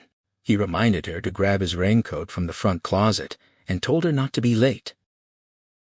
He stopped at a newsstand with a key-cutting service and had a copy made of Howard Nussbaum's Submaster, then sealed the original in the pre-addressed envelope and dropped it in a mailbox near the pay lockers. The shuttle carried him to Times Square, and he emerged from the subway into a city of slick, rain-smeared surfaces, neon reflections writhing on the pavement like fire snakes. He ducked from doorway to doorway, dodging the downpour, watching the street's usual denizens huddle in the shelter of juice bars and penny arcades forlorn as soaked strays. He bought cigars at the corner store and glanced up at the headlines moving across Times Tower, the news of distant conflicts blinking in the drizzle. At his office just past 6, Epiphany was waiting in the Naugahyde chair, dressed in her plum-colored suit. She looked radiant, and when she embraced him, her whispered words told him she had missed him. Her fingers found the bandage over his ear, traced the shaved and stitched scalp, and her face filled with concern. He assured her he was fine, making light of his battered appearance, and she joked that the stitches made him look like a monster, his mouth looking so poor. He joked back about avoiding mirrors, deflecting further worry. They ate at Lindy's, and he remarked that if anyone stared, the other patrons might take them for celebrities. She asked if the lieutenant had come to see him, and he acknowledged it, noting how smart she had been to pose as his answering service. She accepted the compliment with a shrug, and he called her a good actress. She responded with a mysterious remark about being many women, just as he was many men. He asked if that was voodoo, and she said it was only common sense. By 8 o'clock, they were driving uptown through the park, and as they passed the Mere, he asked why her group had performed their sacrifice outdoors that night instead of in the temple. She explained it had to do with the tree spirits, and he asked for clarification. Loa, she said, manifestations of the divine, many of them, both good and evil. She listed their names: Dambala, Bade, Sogbo, Baron Samedi, Papa Legba, and Metra Carrefour, the guardian of all crossroads. He remarked that Carrefour must be his patron spirit, and she agreed, adding that he was the protector of sorcerers. The new Temple of Hope, once a movie house, sat on Yalsith Street with the name El Cipher blazing from its old marquee. He parked further down the block and took her arm as they walked toward the bright lights. She asked why he was interested in Cipher, and he answered that the man was the magician from his dreams, Dr. Cipher himself. She pressed for more, and he explained that the Swami act was only one of several roles he had witnessed. The man was like a chameleon. Her grip tightened on his arm as she urged him to be careful. He brushed off her concern with a joke, but she insisted, her voice low and serious. If this man was what he said, he possessed immense power and was not someone to be trifled with. He gestured for her to follow, and they stepped through the entrance. A life-sized cardboard cutout of Louis Cipher in his sheik's costume stood by the empty ticket booth, arm outstretched like a carnival barker frozen in plaster. The lobby was a gilded fantasy, a movie palace pleasure dome rendered in plaster pagodas and ornate flourishes. Where popcorn and candy would normally be sold, the refreshment stand offered a full line of inspirational pamphlets and booklets. They found seats along the side aisle, the murmur of an organ drifting from behind closed red and gold curtains. The orchestra and balcony filled quickly, and he noticed with a quiet unease that he was the only white face in the entire audience. He leaned over and asked what denomination this was. She answered flatly, explaining it was Baptist with theatrical flourishes, Reverend Love's Church, and expressed mild surprise that he had never heard of the man, adding a wry observation about the size of the Reverend's automobile compared to his own modest office. The house lights dimmed, the organ swelled, and the curtains parted to reveal a 100-voice choir arranged in the shape of a cross. The congregation rose, singing a hymn about Jesus the fisherman, and he clapped along, offering his battered smile to Epiphany, who observed the proceedings with a stern, detached air of a true believer surrounded by the uninitiated. As the music crested, a small brown man in white satin appeared on stage, diamonds glittering on both hands. The choir broke formation and regrouped around him in precise drill team rows, like rays of light encircling the risen moon. He caught Epiphany's eye, and silently mouthed a question. She confirmed his guess with a nod. The man on stage welcomed the congregation in a high, comically shrill voice, sounding more like a nightclub MC than a preacher. He expressed his joy at their presence and explained that tonight was a special occasion, an honor to host a very holy man, the illustrious XIII, a figure of great wisdom, though not of their faith, whose words would profit them all to hear. He gestured toward the wings, and the choir launched into another hymn as the congregation clapped. Lucifer swirled onto the stage like a sultan, robes billowing. He reached into his attaché case and pulled out his binoculars, training them on the stage. Wrapped in embroidered robes and a turban, the figure might have been another man entirely, but when he brought the features into focus, it was unmistakably his client, wearing dark makeup. He murmured a line of old poetry to Epiphany, who didn't understand, and he dismissed it as Shakespeare. XIII greeted the audience with an elaborate bow and a blessing, asking if it was not written that paradise was open to those who dared enter. A murmur of agreement rippled through the crowd. He declared that the world belonged to the strong, not the meek, citing the lion and the falcon as evidence, and challenged anyone who denied this order.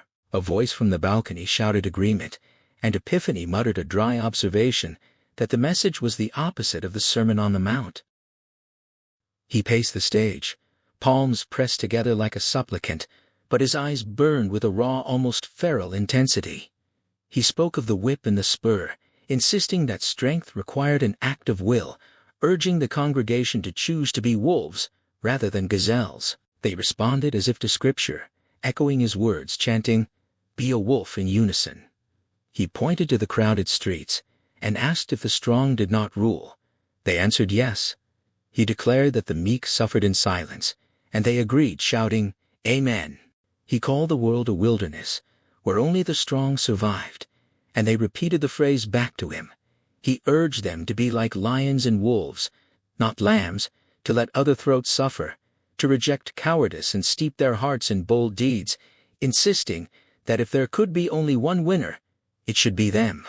He whirled like a dervish, robes flying, his voice rising as he exhorted them to be bold, to know both attack and retreat, to seize opportunity like a lion seizing a fawn, to tear success from defeat and devour it, reminding them that they were the most dangerous beasts on the planet. The congregation howled their assent, even members of the choir shouting and shaking their fists.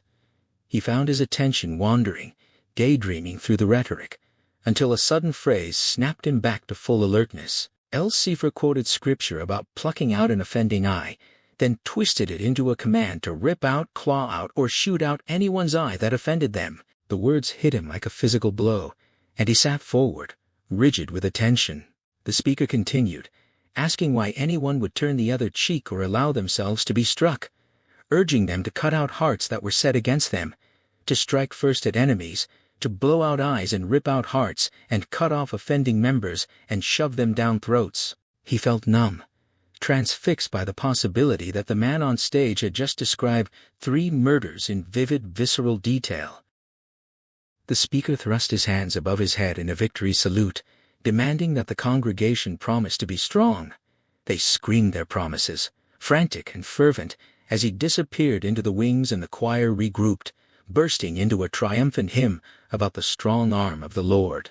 He grabbed Epiphany's hand and pulled her into the aisle, shouldering past the other worshippers with murmured apologies, hurrying through the lobby and out onto the street.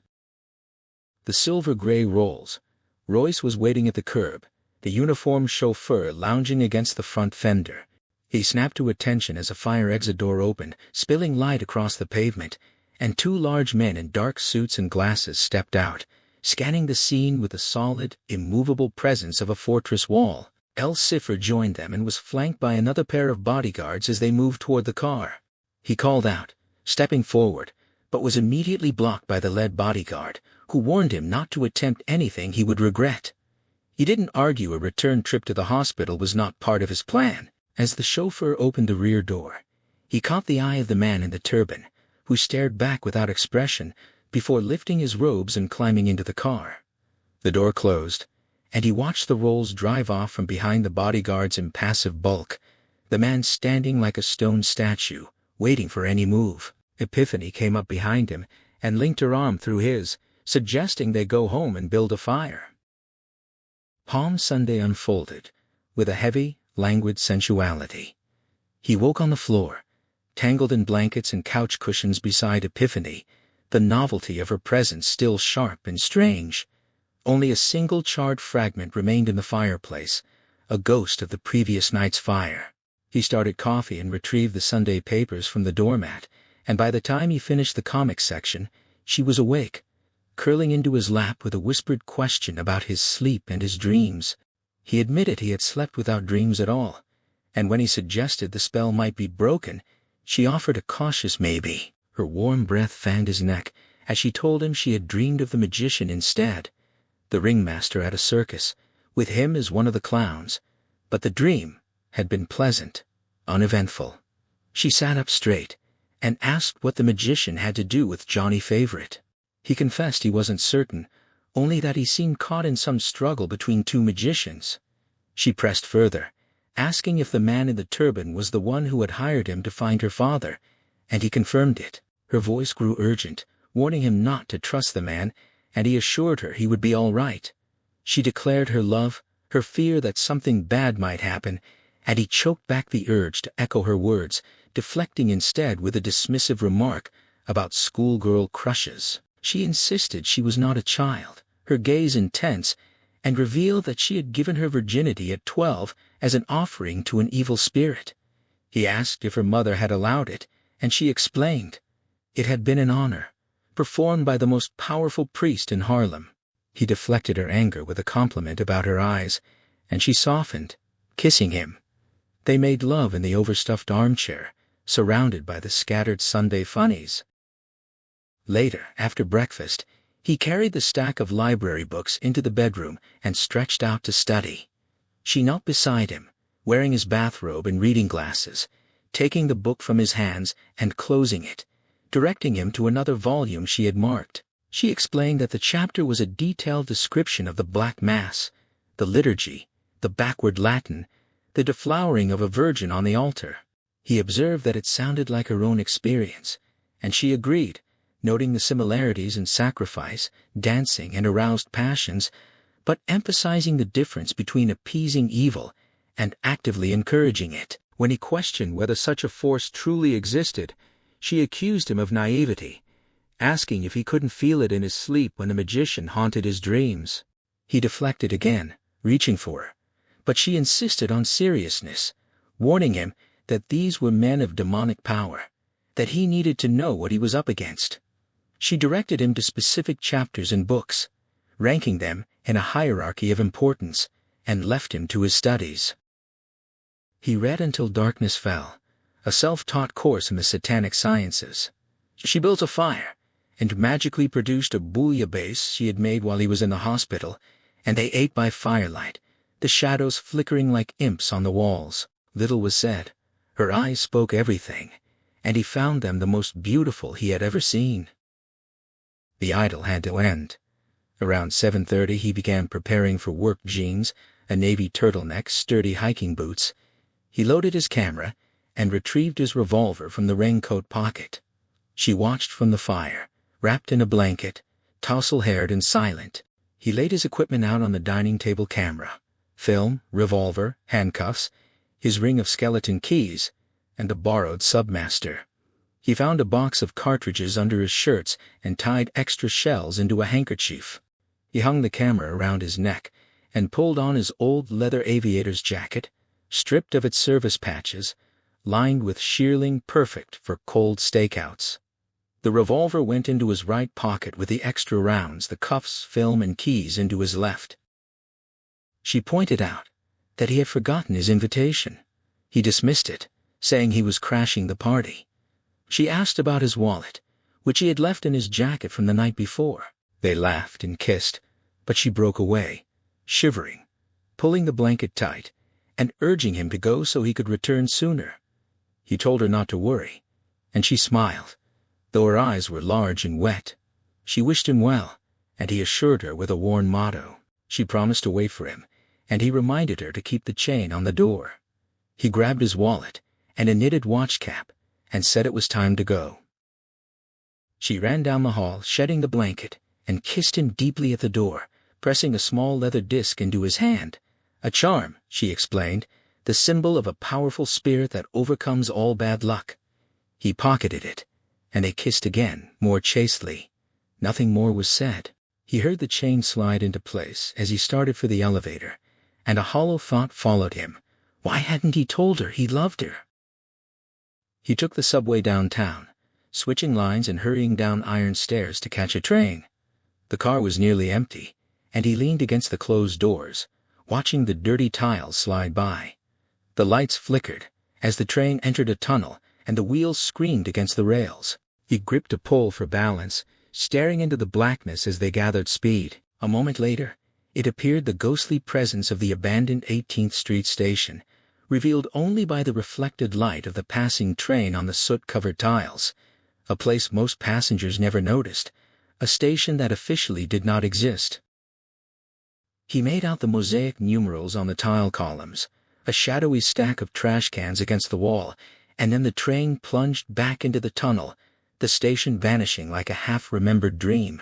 He got off at the next stop, climbed to the street, crossed the avenue, descended again, and paid for another token. Several people waited on the platform for the downtown train, and he lingered, pretending to study the new Miss Rheingold poster, its model defaced with a mustache, and a scribbled slogan about mental health.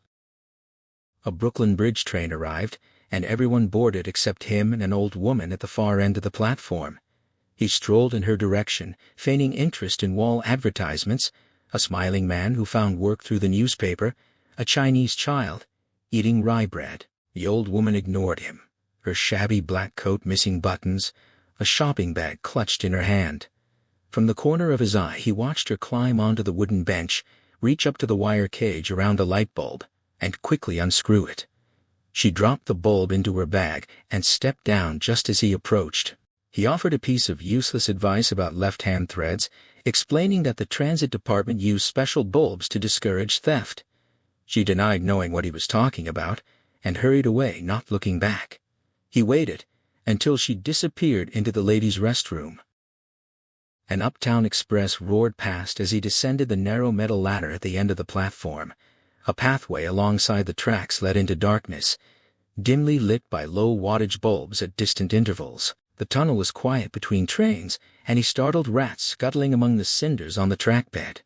The space felt like an endless cave, water dripping from the ceiling, walls slick with grime. A downtown local sped past, and he pressed back against the clammy wall, staring up at the lighted cars flashing inches from his face. A little boy on the seat spotted him, his expression shifting from blank to astonished as the car disappeared. He walked farther than 5 city blocks, passing occasional alcoves with conduits and metal ladders leading upward, his hands in his pockets, the familiar grip of his revolver rough and reassuring. He didn't see the abandoned station until he was 10 feet from the ladder, the soot-covered tiles gleaming like a ruined temple in the dim light. He stopped, catching his breath, his heart thumping against the camera under his jacket. In the distance, a baby cried. The sound echoed, and he listened for a long time, deciding it came from the opposite platform. Crossing 4 sets of tracks seemed daunting, and he considered using his penlight before remembering he had left it at home. Distant lights gleamed along the rails, and he could make out rows of iron girders like shadowed trees in the darkness, but he couldn't see his own feet, and the third rail lurked somewhere below like a hidden threat. He heard a train approaching, and looked back down the tunnel, nothing on his track bed. It was an uptown local, and as it passed through the abandoned station, he used the cover to step between the girders, crossing 2 sets of third rails. He followed the downtown express track, measuring his steps to the spacing of the ties. Another train sounded behind him, and he felt a surge of adrenaline as it highballed down the tunnel. He stepped between the girders separating the express tracks, wondering if the motorman had seen him. The train roared through like a dragon, sparks flying from its wheels. He made the final third rail crossing, the deafening noise covering his climb onto the opposite platform. As the rear lights flickered out of sight, he pressed flat against the cold station wall. The baby had stopped crying, or at least its cries were swallowed by the drone of chanting a gobbledygook he recognized from his afternoon's research as Latin spoken backward. He was late for church. He drew his revolver and eased along the wall. A faint curtain of light hung in the air ahead, and soon he could make out grotesque silhouettes swaying in the abandoned entrance alcove, the turnstiles long removed. From the corner, he saw the candles, fat black candles arranged along the inner wall, made from human fat if the books were accurate. The congregation wore robes and animal masks, goats, tigers, wolves, horned creatures chanting their reversed litany. He slipped his revolver back into his pocket and pulled out the camera. The candles surrounded a low altar draped in black cloth, an inverted cross hanging on the tile wall above. The priest was plump and pink, wearing a black chasuble embroidered with gold Kabbalistic symbols, open down the front, naked underneath, his erection visible in the candlelight. Two young acolytes, also naked under thin surplices, stood on either side swinging censers, the smoke smelling of burning opium. He took a few pictures of the priest and his acolytes, though the light was poor. The priest recited his backward prayers, and the congregation responded with howls and grunts. An uptown express rattled through, and in the flickering light he counted 17 people, including the priest and the altar boys. The congregation was naked beneath their capes, and he thought he spotted Ethan Crucimark's hard, elderly body, wearing the mask of a lion, his silver hair flashing as he shuffled and howled. He took 4 more shots before the train passed. The priest beckoned, and a lovely adolescent girl emerged from the shadows, her waist-length blonde hair falling across her mourning cape. She stood still as the priest unfastened the cape, which slid silently to the ground, revealing her slender shoulders and budding breasts. He took more pictures as the priest led her to the altar, her movements dull and languorous, suggesting heavy sedation. She was lowered onto the black cloth, legs dangling, arms spread, and a squat black candle was placed in each upturned palm. The priest intoned a prayer to Lucifer, accepting her unblemished purity, and dropped to his knees to kiss her between her legs, leaving strands of spittle on her flesh. He rose, and an acolyte handed him a silver box. He withdrew a sacramental wafer, then scattered the remaining discs at the feet of the congregation, who stamped on them as more backward Latin was recited. Several urinated against the pavement. One acolyte handed the priest a silver chalice. The other gathered broken wafer fragments from the floor and placed them inside. The priest balanced the chalice on the girl's belly as the congregation grunted like rutting swine, and he prayed to demon princes to accept the blood to be shed. A baby's lusty cries pierced the noise. An acolyte emerged from the shadows with a squirming infant, and the priest grabbed it by a leg, holding it high as it kicked and screamed. He called out to dark powers, offering the child in their name. The priest passed the baby to an acolyte, and took a knife in return, the blade catching the candlelight as he cut the infant's throat. The creature bucked, its cries becoming a muffled gargle, and the priest held the chalice under the spouting blood, declaring the sacrifice to divine Lucifer. He finished his roll of film as the baby died.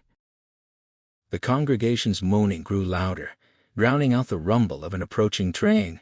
He slumped against the wall and reloaded the camera, unnoticed. The acolyte shook the limp child to catch the last drops, blood splattering the dirty walls and the pale flesh of the girl on the altar. He wished every frame he had shot had been a bullet. A train crashed through, casting bright light on the scene, and the priest drank from the chalice before hurling the rest over the crowd, who howled with delight. The dead infant was discarded, and the acolytes stood laughing, heads back, gratifying themselves. He watched the priest discard his chasuble and kneel over the blood-spattered girl, entering her with short mechanical thrusts while she remained motionless, the candle steady in her outstretched hands, her eyes fixed and unseeing in the darkness. The congregation erupted, shedding cloaks and masks to couple frantically on the pavement in every combination imaginable, their howls and moans rising above the clatter of the passing train. In the stark light, he saw Ethan Cruisemark engaged with a hairy, pot-bellied man in the entrance to the men's room, their silhouettes flickering like a silent stag film. He shot an entire roll of the shipping magnate in action. The orgy lasted perhaps half an hour.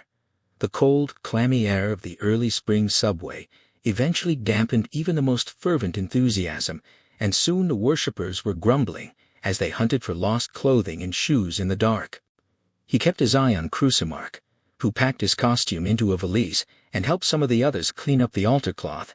An inverted cross were removed, the blood wiped away with rags. The candles were extinguished, and the group dispersed in singles and pairs, some heading uptown, others down a few with flashlights across the tracks, one carrying a heavy dripping sack.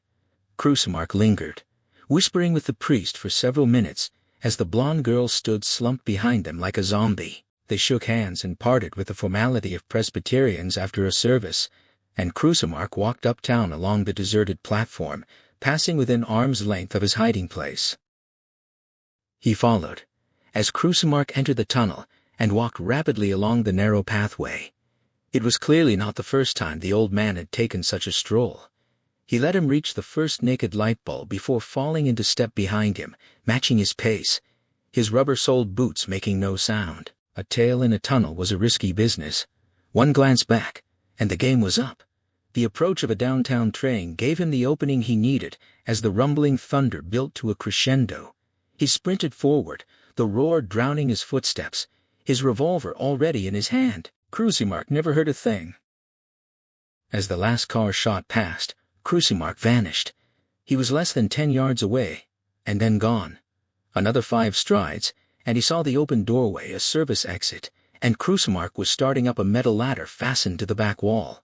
He raised the revolver in a 2-handed grip and ordered him to freeze. Cruisemark turned, blinking in the half-light, recognition dawning. He commanded him to face the ladder and place his hands on a rung above his head, and when Cruisemark tried to bargain, he threatened to put a bullet through his kneecap. The old man complied, dropping his leather satchel. He frisked him, found nothing, and cuffed one wrist to the rung. Then he backhanded him across the mouth, the taste of his own fury sharp in his throat, and jammed the muzzle under his chin, forcing his head back as he cursed him. Cruisemark stammered a denial, but he pressed on, accusing him of setting his goons on him. Cruisemark insisted he was mistaken, but he countered that everything the old man said was a lie, threatening to rearrange his teeth, the way his thugs had done to him. Cruisemark denied knowing what he was talking about, and he accused him of using the alias of an Elizabethan magician, of lying from the start about his daughter's involvement in the occult. He confronted him directly, calling him the real devil worshipper. Cruisemark sneered, acknowledging that he would be a fool not to be the Prince of Darkness protected the powerful, he said, and advised him to pray to him himself. He responded with disgust, demanding to know where they had snatched the baby. Cruisemark sneered back, claiming they had paid cash for it, a matter of saving taxpayers' money. He spat in his face, an act he had never done before, and called him lower than a cockroach, declaring his intention to know everything about Johnny Favorite. Cruisemark taunted him, saying he wouldn't kill him because he was too weak. He countered that he didn't need to be. He could leave him cuffed there, trapped until someone found him in a day, a week, 2 weeks. Cruisemark's face paled, but he bluffed, asking what good it would do him, his words lost in the roar of a passing train. He told him the pictures would give him laughs, holding up a roll of film and threatening to enlarge the one of him with the pot-bellied man. Cruisemark called his bluff, but he showed him the camera and explained the film's sensitivity to light, threatening to hang the photos on his office bulletin board to show the newspapers and the police. He turned to leave, taunting him to pray to the devil for rescue. Cruisemark's smirk melted into concern. He called him back, offering to talk. He agreed, saying he would do the listening. Cruisemark held out his free hand and offered to tell him everything he knew in exchange for the film. The offer made him laugh. He refused the deal outright, insisting that Cruisemark talk first, and only then would he consider handing over the film. The old man rubbed his nose, stared at the floor, and finally agreed, his eyes flickering nervously as he watched the film canister tossed and caught in his captor's hand. He began his story. He had first met Johnny Favorick in the winter of 1939 on Candlemas Eve at a celebration in a townhouse on Fifth Avenue. The owner, long dead now, had once hosted society balls for the likes of Mrs. Astor, but by the time he knew it, the ballroom was used only for old faith ceremonies and sabbats. He had been impressed with Johnny from the start, a young man of 19 or 20 with something undefinable, a palpable power radiating from him like an electric current, his eyes more alive than any he had ever seen. He introduced him to his daughter, and they connected immediately. She was already more advanced in the dark arts than he was, and recognized Johnny's special quality. His career was just beginning, but he was hungry for fame and wealth, and already possessed power in abundance. He had watched Johnny conjure a demon in his own living room, a complicated procedure. He challenged the tale, but Crucimark dismissed his skepticism, insisting it was the truth. Johnny, he said, was deeper into these matters than he ever dared go, and his ambition drove him to make a pact with Satan. When pressed for details, Crucimark said it was the usual arrangement a soul sold for stardom, and grew impatient when his story was doubted, warning that he shouldn't take such forces lightly. He conceded the point, asking what good it did to sell a soul for eternity, and Crucimark explained that Johnny's sin was pride. He thought he could outwit the devil himself. When asked how, Crucimark admitted he was no scholar, only a believer who had witnessed the ritual but couldn't explain the magic. A passing train interrupted, and he watched the old man's eyes for any sign of deception, finding none. With Satan's help, Johnny's rise was meteoric overnight fame, wealth within a couple of years, but it went to his head. He began to believe he was the source of his own power, not the dark one, and boasted of finding a way to escape his bargain. He had discovered an obscure alchemical rite in a Renaissance manuscript, a procedure for the transmutation of souls, allowing him to switch psychic identities with another person to become the essence of another. He needed a victim of the same age and birth sign, and he found one in a young soldier recently returned from North Africa, a medical discharge in hand, celebrating New Year's Eve in the Times Square crowd. Johnny drugged him, took him back to his apartment at the Waldorf, and there, in a room kept empty for ceremonial use, the ritual took place. He described the scene: dark velour curtains, the soldier bound naked on a rubber mat, a pentacle branded on his chest, incense braziers smoking in each corner. His daughter assisted, drawing a virgin dagger that had never been used, blessed in Hebrew and Greek. The dagger was bathed in altar flame, then used to cut the soldier deeply across his chest, and with the blood, a circle was traced on the floor. More chants and incantations followed, chemicals thrown into the fire to make the flames shift through colors: green, blue, violet, pink, hypnotic, and strange. He asked what happened to the soldier, and Crucimark answered flatly. Johnny ate his heart, cutting it out so quickly it was still beating as he consumed it. That was the end of the ceremony. He pressed for the purpose of the killing, and Crucimark explained that Johnny's plan was to vanish and resurface as the soldier, using money he had been hiding away, so that the devil would never know the difference. But he hadn't covered all his bases. He was shipped overseas before he could complete the switch, and what came back couldn't even remember its own name. His daughter entered the picture, then, a year later, insisting they help him. He provided the bribe money for the doctor, and they dropped Johnny off at Times Square on New Year's Eve, Meg's choice of location. The last place the soldier remembered before being drugged. He asked about the body, and Crucimark told him it had been dismembered and fed to the hunting dogs at his upstate kennel. When pressed for anything else he remembered, Crucimark offered only Johnny's laughter afterward, a joke about the victim's bad luck sent to the invasion at Oran, only to be shot at by the French. The word struck like a physical blow, and he grabbed the old man by his shirt, slamming him back against the ladder, demanding the soldier's name. Crucimark insisted he didn't know. He pressed, pointing out he had been in the room, but Crucimark said he hadn't known anything until just before the ceremony. He was only the witness. His daughter hadn't known either. It was part of the magic. Only Johnny could know his victim's true name, and he had sealed the soldier's dog tags in an ancient Egyptian canopic urn, giving it to Meg for safekeeping. He demanded to know what the urn looked like, his grip tightening, and Krusmark told him it was white alabaster, with a three-headed snake carved on the lid. He moved quickly, keeping the revolver pressed against Krusmark's ribs as he unlocked the handcuffs and shoved them back into his jacket pocket. He warned the old man not to move, not even to breathe, as he backed toward the open entrance, his gun trained on his midsection. Krusmark rubbed his wrist and demanded the film he had been promised, but he admitted he had been lying, picking up bad habits from people like him. Krusmark insisted he needed the film, and he acknowledged it as a blackmailer's dream, dismissing any suggestion of money with contempt. He stepped out onto the pathway as an uptown local thundered by, careless of whether the motorman saw him. His only mistake was shoving the revolver back into his pocket. He didn't hear Krusmark coming until the old man had him by the throat. He had misjudged him completely. The man was like a wild animal, dangerously strong for his age, his breath coming in angry snorts. Even with both hands he couldn't break the chokehold. He shifted his weight, hooked a foot between Krusmark's legs, and pulled them both off balance. They fell against the side of the moving train, the impact spinning them apart and flinging him back against the subway wall. Krusmark stayed on his feet. He was less fortunate, sprawled on the dusty path with iron wheels rushing inches from his face. As the train passed, Krusmark aimed a kick at his head. He caught the foot and yanked him down, having been kicked enough for 1 week.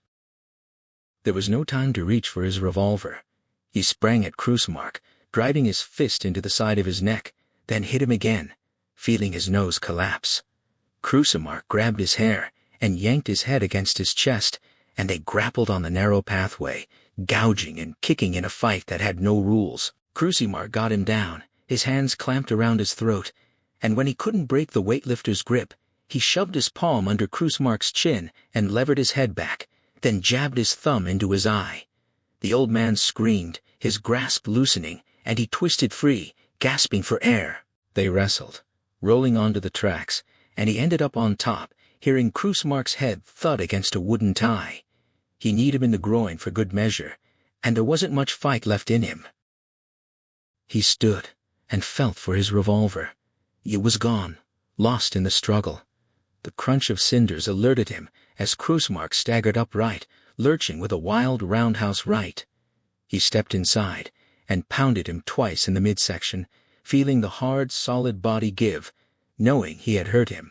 He took a left on the shoulder that did no harm, and poked his right fist into the old man's face, connecting with the ridge of bone above his eye. It felt like hitting a stone wall, and his hand went numb. The punch didn't slow Krusmark at all. He lumbered on, throwing hard, skillful jabs. He couldn't block them all, and he was stung a few times as he groped in his jacket for the handcuffs. He used the bracelets like a flail, backhanding Krusmark across the face, the crack of steel on bone satisfying.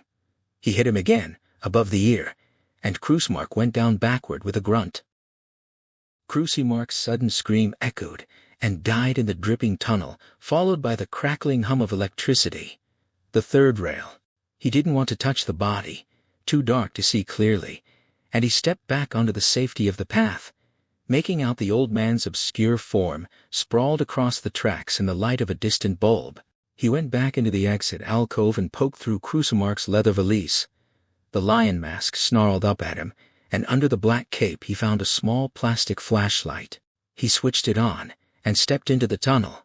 Krusmark lay crumpled like a pile of old clothes, his face frozen in agony, sightless eyes staring down the tracks, his mouth open in a soundless scream, a curl of acrid smoke rising from his scorched flesh. He wiped his prints off the flashlight handle and threw the valise beside him. The mask fell out on the cinders. Playing the beam along the pathway, he spotted his revolver against the wall a few feet away, retrieved it, and put it in his pocket. His knuckles throbbed painfully, but the fingers wiggled. They weren't broken. The Leica was less fortunate. A spiderweb of cracks was frozen deep in the lens. He checked his pockets. Everything was there except Epiphany's leather charm. He had a quick look but didn't spot it, and there were more important things to do. He kept Krusmark's flashlight and hurried up the path, leaving the shipping magnate on the tracks for the next train and the rats. He left the subway at 23rd Street and caught an uptown cab at Park Avenue South, giving the driver Margaret Krusmark's address. 10 minutes later, he was dropped in front of Carnegie Hall, where an old man in shabby clothes stood near the corner, playing Bach on a violin, held together with tape. He took the elevator to the 11th floor, unconcerned if the wizened operator remembered him. The police had sealed the apartment door with a strip of gummed paper across the lock. He tore it free, found the right skeleton key, and let himself in, wiping the knob with his sleeve. He switched on Krusmark's flashlight and probed the beam into the living room. The coffee table, couch, and Persian carpet had been removed, their adhesive tape outlines remaining on the floor. The tracing of Margaret Krusmark's arms and legs at either end of the table's shape looked like a cartoon of a man in a barrel. Nothing there interested him, and he moved down the hallway to her bedchamber. The drawers on her desk and filing cabinets were sealed by the police, but the row of research books stood intact on the desktop, and at one end, the alabaster canopic urn gleamed like polished bone. His hands trembled as he picked it up. The lid with the carved three-headed snake remained stuck tight despite his fumbling. In desperation, he hurled the jar to the floor, where it shattered like glass. A metallic shine caught his eye among the shards. He grabbed the flashlight off the desk and saw a set of army dog tags gleaming in the coils of a beaded chain. He picked them up, holding the small oblong tag under the light, and an involuntary chill spread through his body. He ran his fingers over the raised letters, the serial number, the blood type, and the machine-stamped name Angel, Harold R. The dog tags clinked against each other in his pocket as he descended, his thumb tracing the indented letters like a blind man reading Braille. His knees felt weak, but his mind raced, trying to piece it all together. Nothing quite fit. It had to be a setup. The dog tags, a plant. The Krusmarks, one or both, were in. On its cipher was the brains. But why? What was it all about? The chill night air on the streets stung him from his trance. He dropped Krusmark's plastic flashlight into a litter basket and hailed a passing cab. Before anything else, he knew he had to destroy the evidence locked in his safe.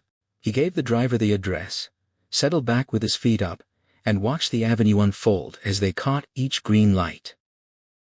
Steam curled from manhole covers like the last act of a Faustian drama.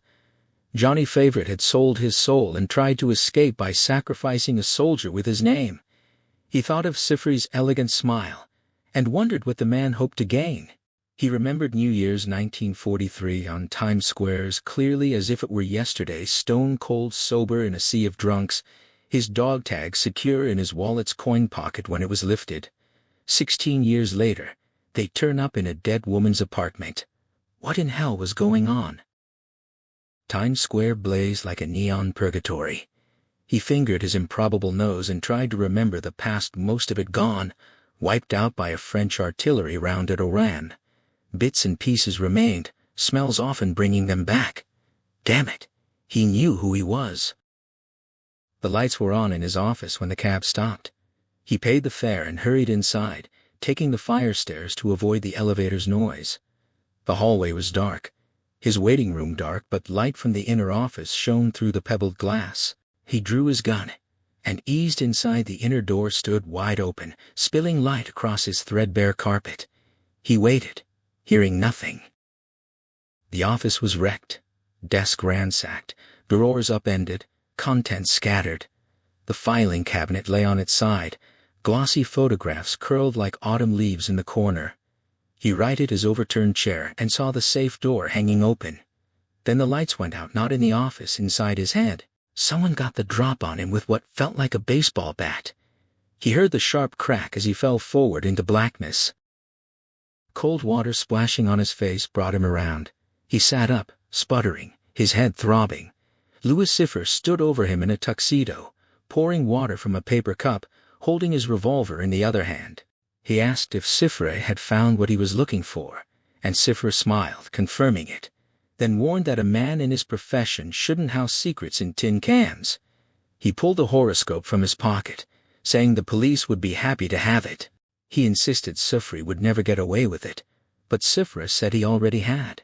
When he asked why Sifre had come back, Sifre said he had never left. He had been in the other room, a trap, and he had fallen for it eagerly. Cipher apologized for the blow, explaining he needed some of his things, the revolver and the dog tags, which he dangled in front of him. He accused Cipher of planting them in Margaret Krusmark's apartment and asked how he had gotten her father to cooperate. Cipher's smile widened as he asked about Krusmark's condition. He answered flatly that he was dead. Cipher expressed pity, and he noted the lack of sincerity.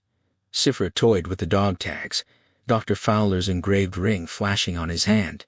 He dismissed the supernatural posturing, but Cipher asked if he would prefer cloven hooves.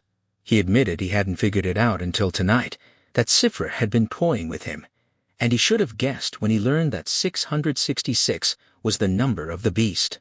Cipher expressed disappointment, chuckling at his own joke. He pointed out one hitch Herman Weinsap could corroborate his story about a client pretending to be Lucifer, but Cipher informed him that Weinsap had been lost in a boating accident the previous day. He acknowledged that Cipher had thought of everything. Cipher excused himself, warning him not to try to stop him, and paused in the doorway, saying it would be a pity to be killed by his own gun. He cursed him, and Cipher called him by a different name, claiming he had already kissed his ass. The outer door closed quietly.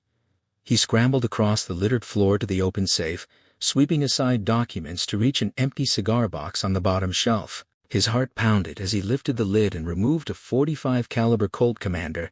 The big automatic felt like a dream come true in his hand. He jammed an extra clip in his pocket and hurried to the outer door, pressing his ear to the glass to listen for the elevator. The moment he heard it, he cocked the piece, chambering around. He saw the top of the elevator car slide past the circular window as he ran for the fire stairs. He took the stairs 4 at a time, clinging to the railing, setting a new record. Gasping in the stairwell, he held the fire door open with his foot, the automatic braced against the jamb, his heartbeat crashing in his ears. He prayed Cipher would still have his gun in hand when the door opened. That would make it self-defense. He imagined the heavy slug slamming into him, his dark blood staining the white shirt. The circular window filled with light as the elevator clanked to a stop. He steadied his aim, held his breath, and watched the red metal door slide open. The car was empty. He staggered forward, not believing what he saw. He had watched the indicator, seen the numbers light up. As the car descended without stopping, he couldn't have gotten off. He stepped into the elevator and pushed the button for the top floor. As the car rose, he climbed onto the brass handrails, one foot braced against each wall, and pushed open the emergency trap on the ceiling. He stuck his head through and looked around. Cipher was not on the roof of the car. Greased cables and spinning flywheels left no place to hide. From the 4th floor, he climbed the fire stairs to the roof, searching behind chimneys and air vents, the blistered tar paper buckling under his feet. Nothing. He leaned over the cornice ledge, scanning the street below up 7th Avenue, then along 42nd Street. The Sunday night crowds were sparse. Only a few prostitutes lingered on the sidewalks. Louis Cipher's distinguished form was nowhere to be seen. He tried to combat his confusion with logic. If Cipher wasn't on the street or the roof and hadn't gotten off the elevator, he had to be somewhere in the building. It was the only possible explanation. He had to be hiding. He had to be. For the next half hour, he searched the entire building, every restroom, every broom closet. Using his skeleton keys, he let himself into every dark, empty office.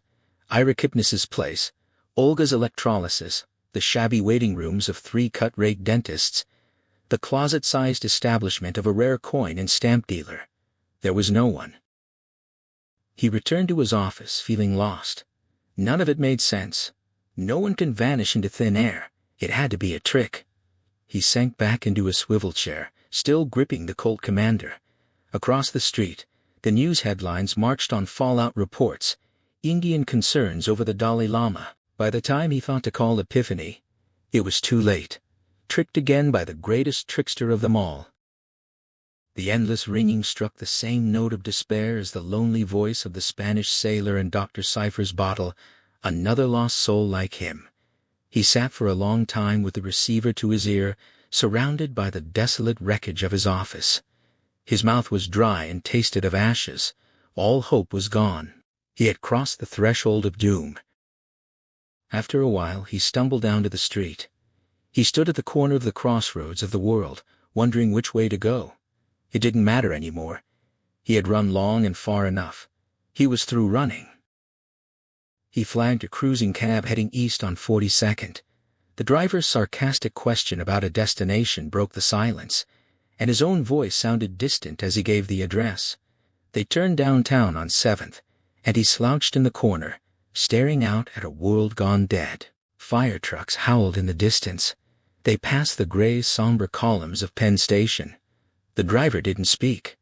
Under his breath, he hummed a Johnny favorite tune from the war, one of his biggest hits.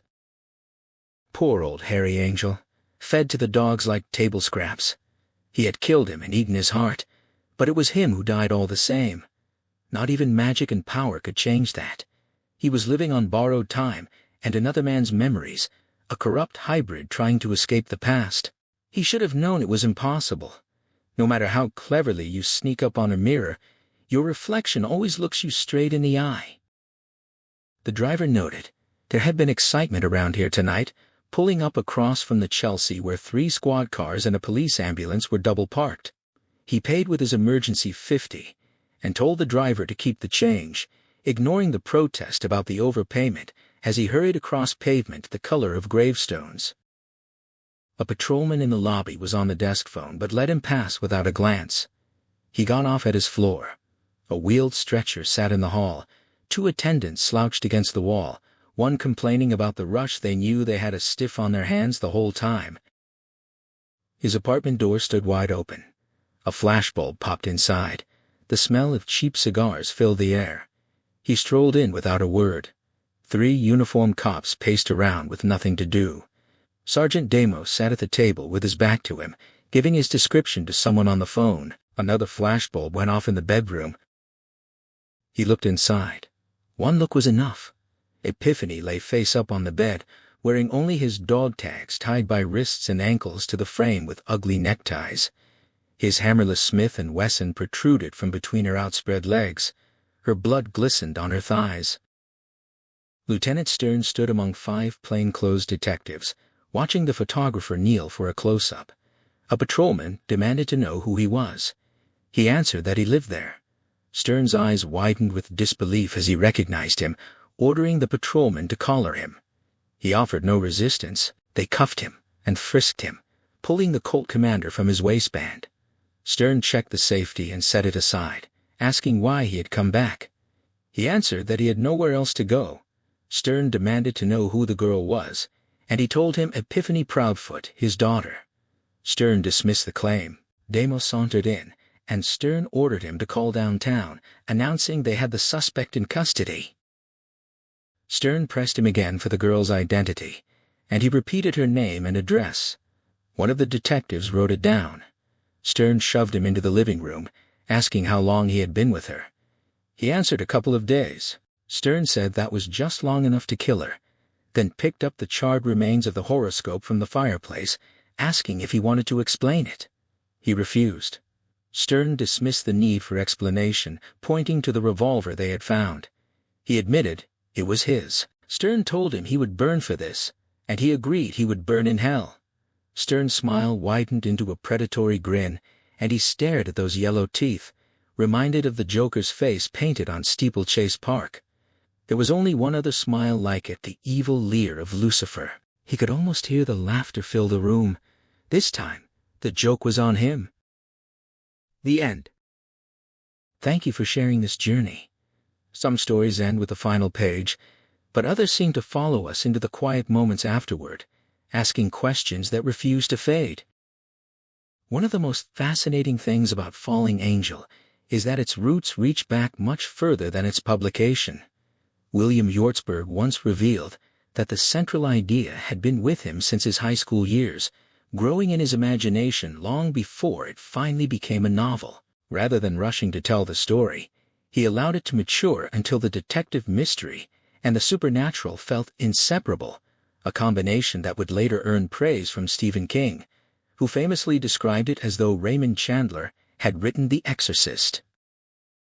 There are quiet details hidden in the novel's history that many readers never discover.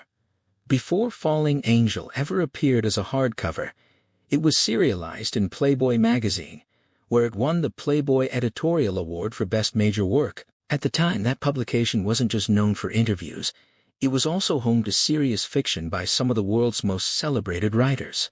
Hjortsberg's novel stood out among them, helping introduce Harry Angel to readers months before the book reached store shelves. Ironically, the hardcover itself received only modest attention. It was the paperback edition a year later that slowly transformed the novel into the cult classic readers continued to discover decades afterward. Another little-known chapter in its legacy arrived many years later. Long after William Hjortsberg's passing, readers were given one final return to Harry Angel through Angel's Inferno, a sequel assembled from Hjortsberg's completed manuscript and published posthumously in 2020. For fans who believed Harry's story had ended forever, it was an unexpected farewell from an author whose imagination never truly left the shadows he had created. Hjortsberg rarely stayed inside a single genre. One novel imagined humanity surviving as living brains, another paired Harry Houdini with Arthur Conan Doyle in a supernatural mystery, and years later, he devoted himself to an acclaimed biography of Richard Brautigan. Looking across his career, a pattern begins to emerge. He was always drawn to the thin line separating reality from illusion, reason from myth, and certainty from doubt. Falling Angel simply became the clearest expression of that lifelong fascination. Perhaps that's why the novel still feels surprisingly modern. It doesn't rely on shocking monsters or elaborate mythology. Instead, it builds its unease through atmosphere, unanswered questions, and the unsettling possibility that the greatest horror isn't something waiting in the darkness, but something we've been carrying all along. If this retelling inspired you, I hope you'll spend time with William Hjortsberg's original novel. Its language, subtle clues, and carefully layered atmosphere reward every rereading, often revealing details that are easy to miss the first time. And if this story left you with your own interpretation, or perhaps raised questions no single answer can satisfy, I would genuinely enjoy hearing your thoughts in the comments. These conversations often uncover perspectives that make a familiar story feel entirely new. If you'd like to continue exploring remarkable books together, subscribing is a wonderful way to support these cinematic retellings, and sharing this video may introduce someone else to a story they might never have found on their own. Until we meet again, never underestimate the stories that linger in silence. They're often the ones that stay with us the longest.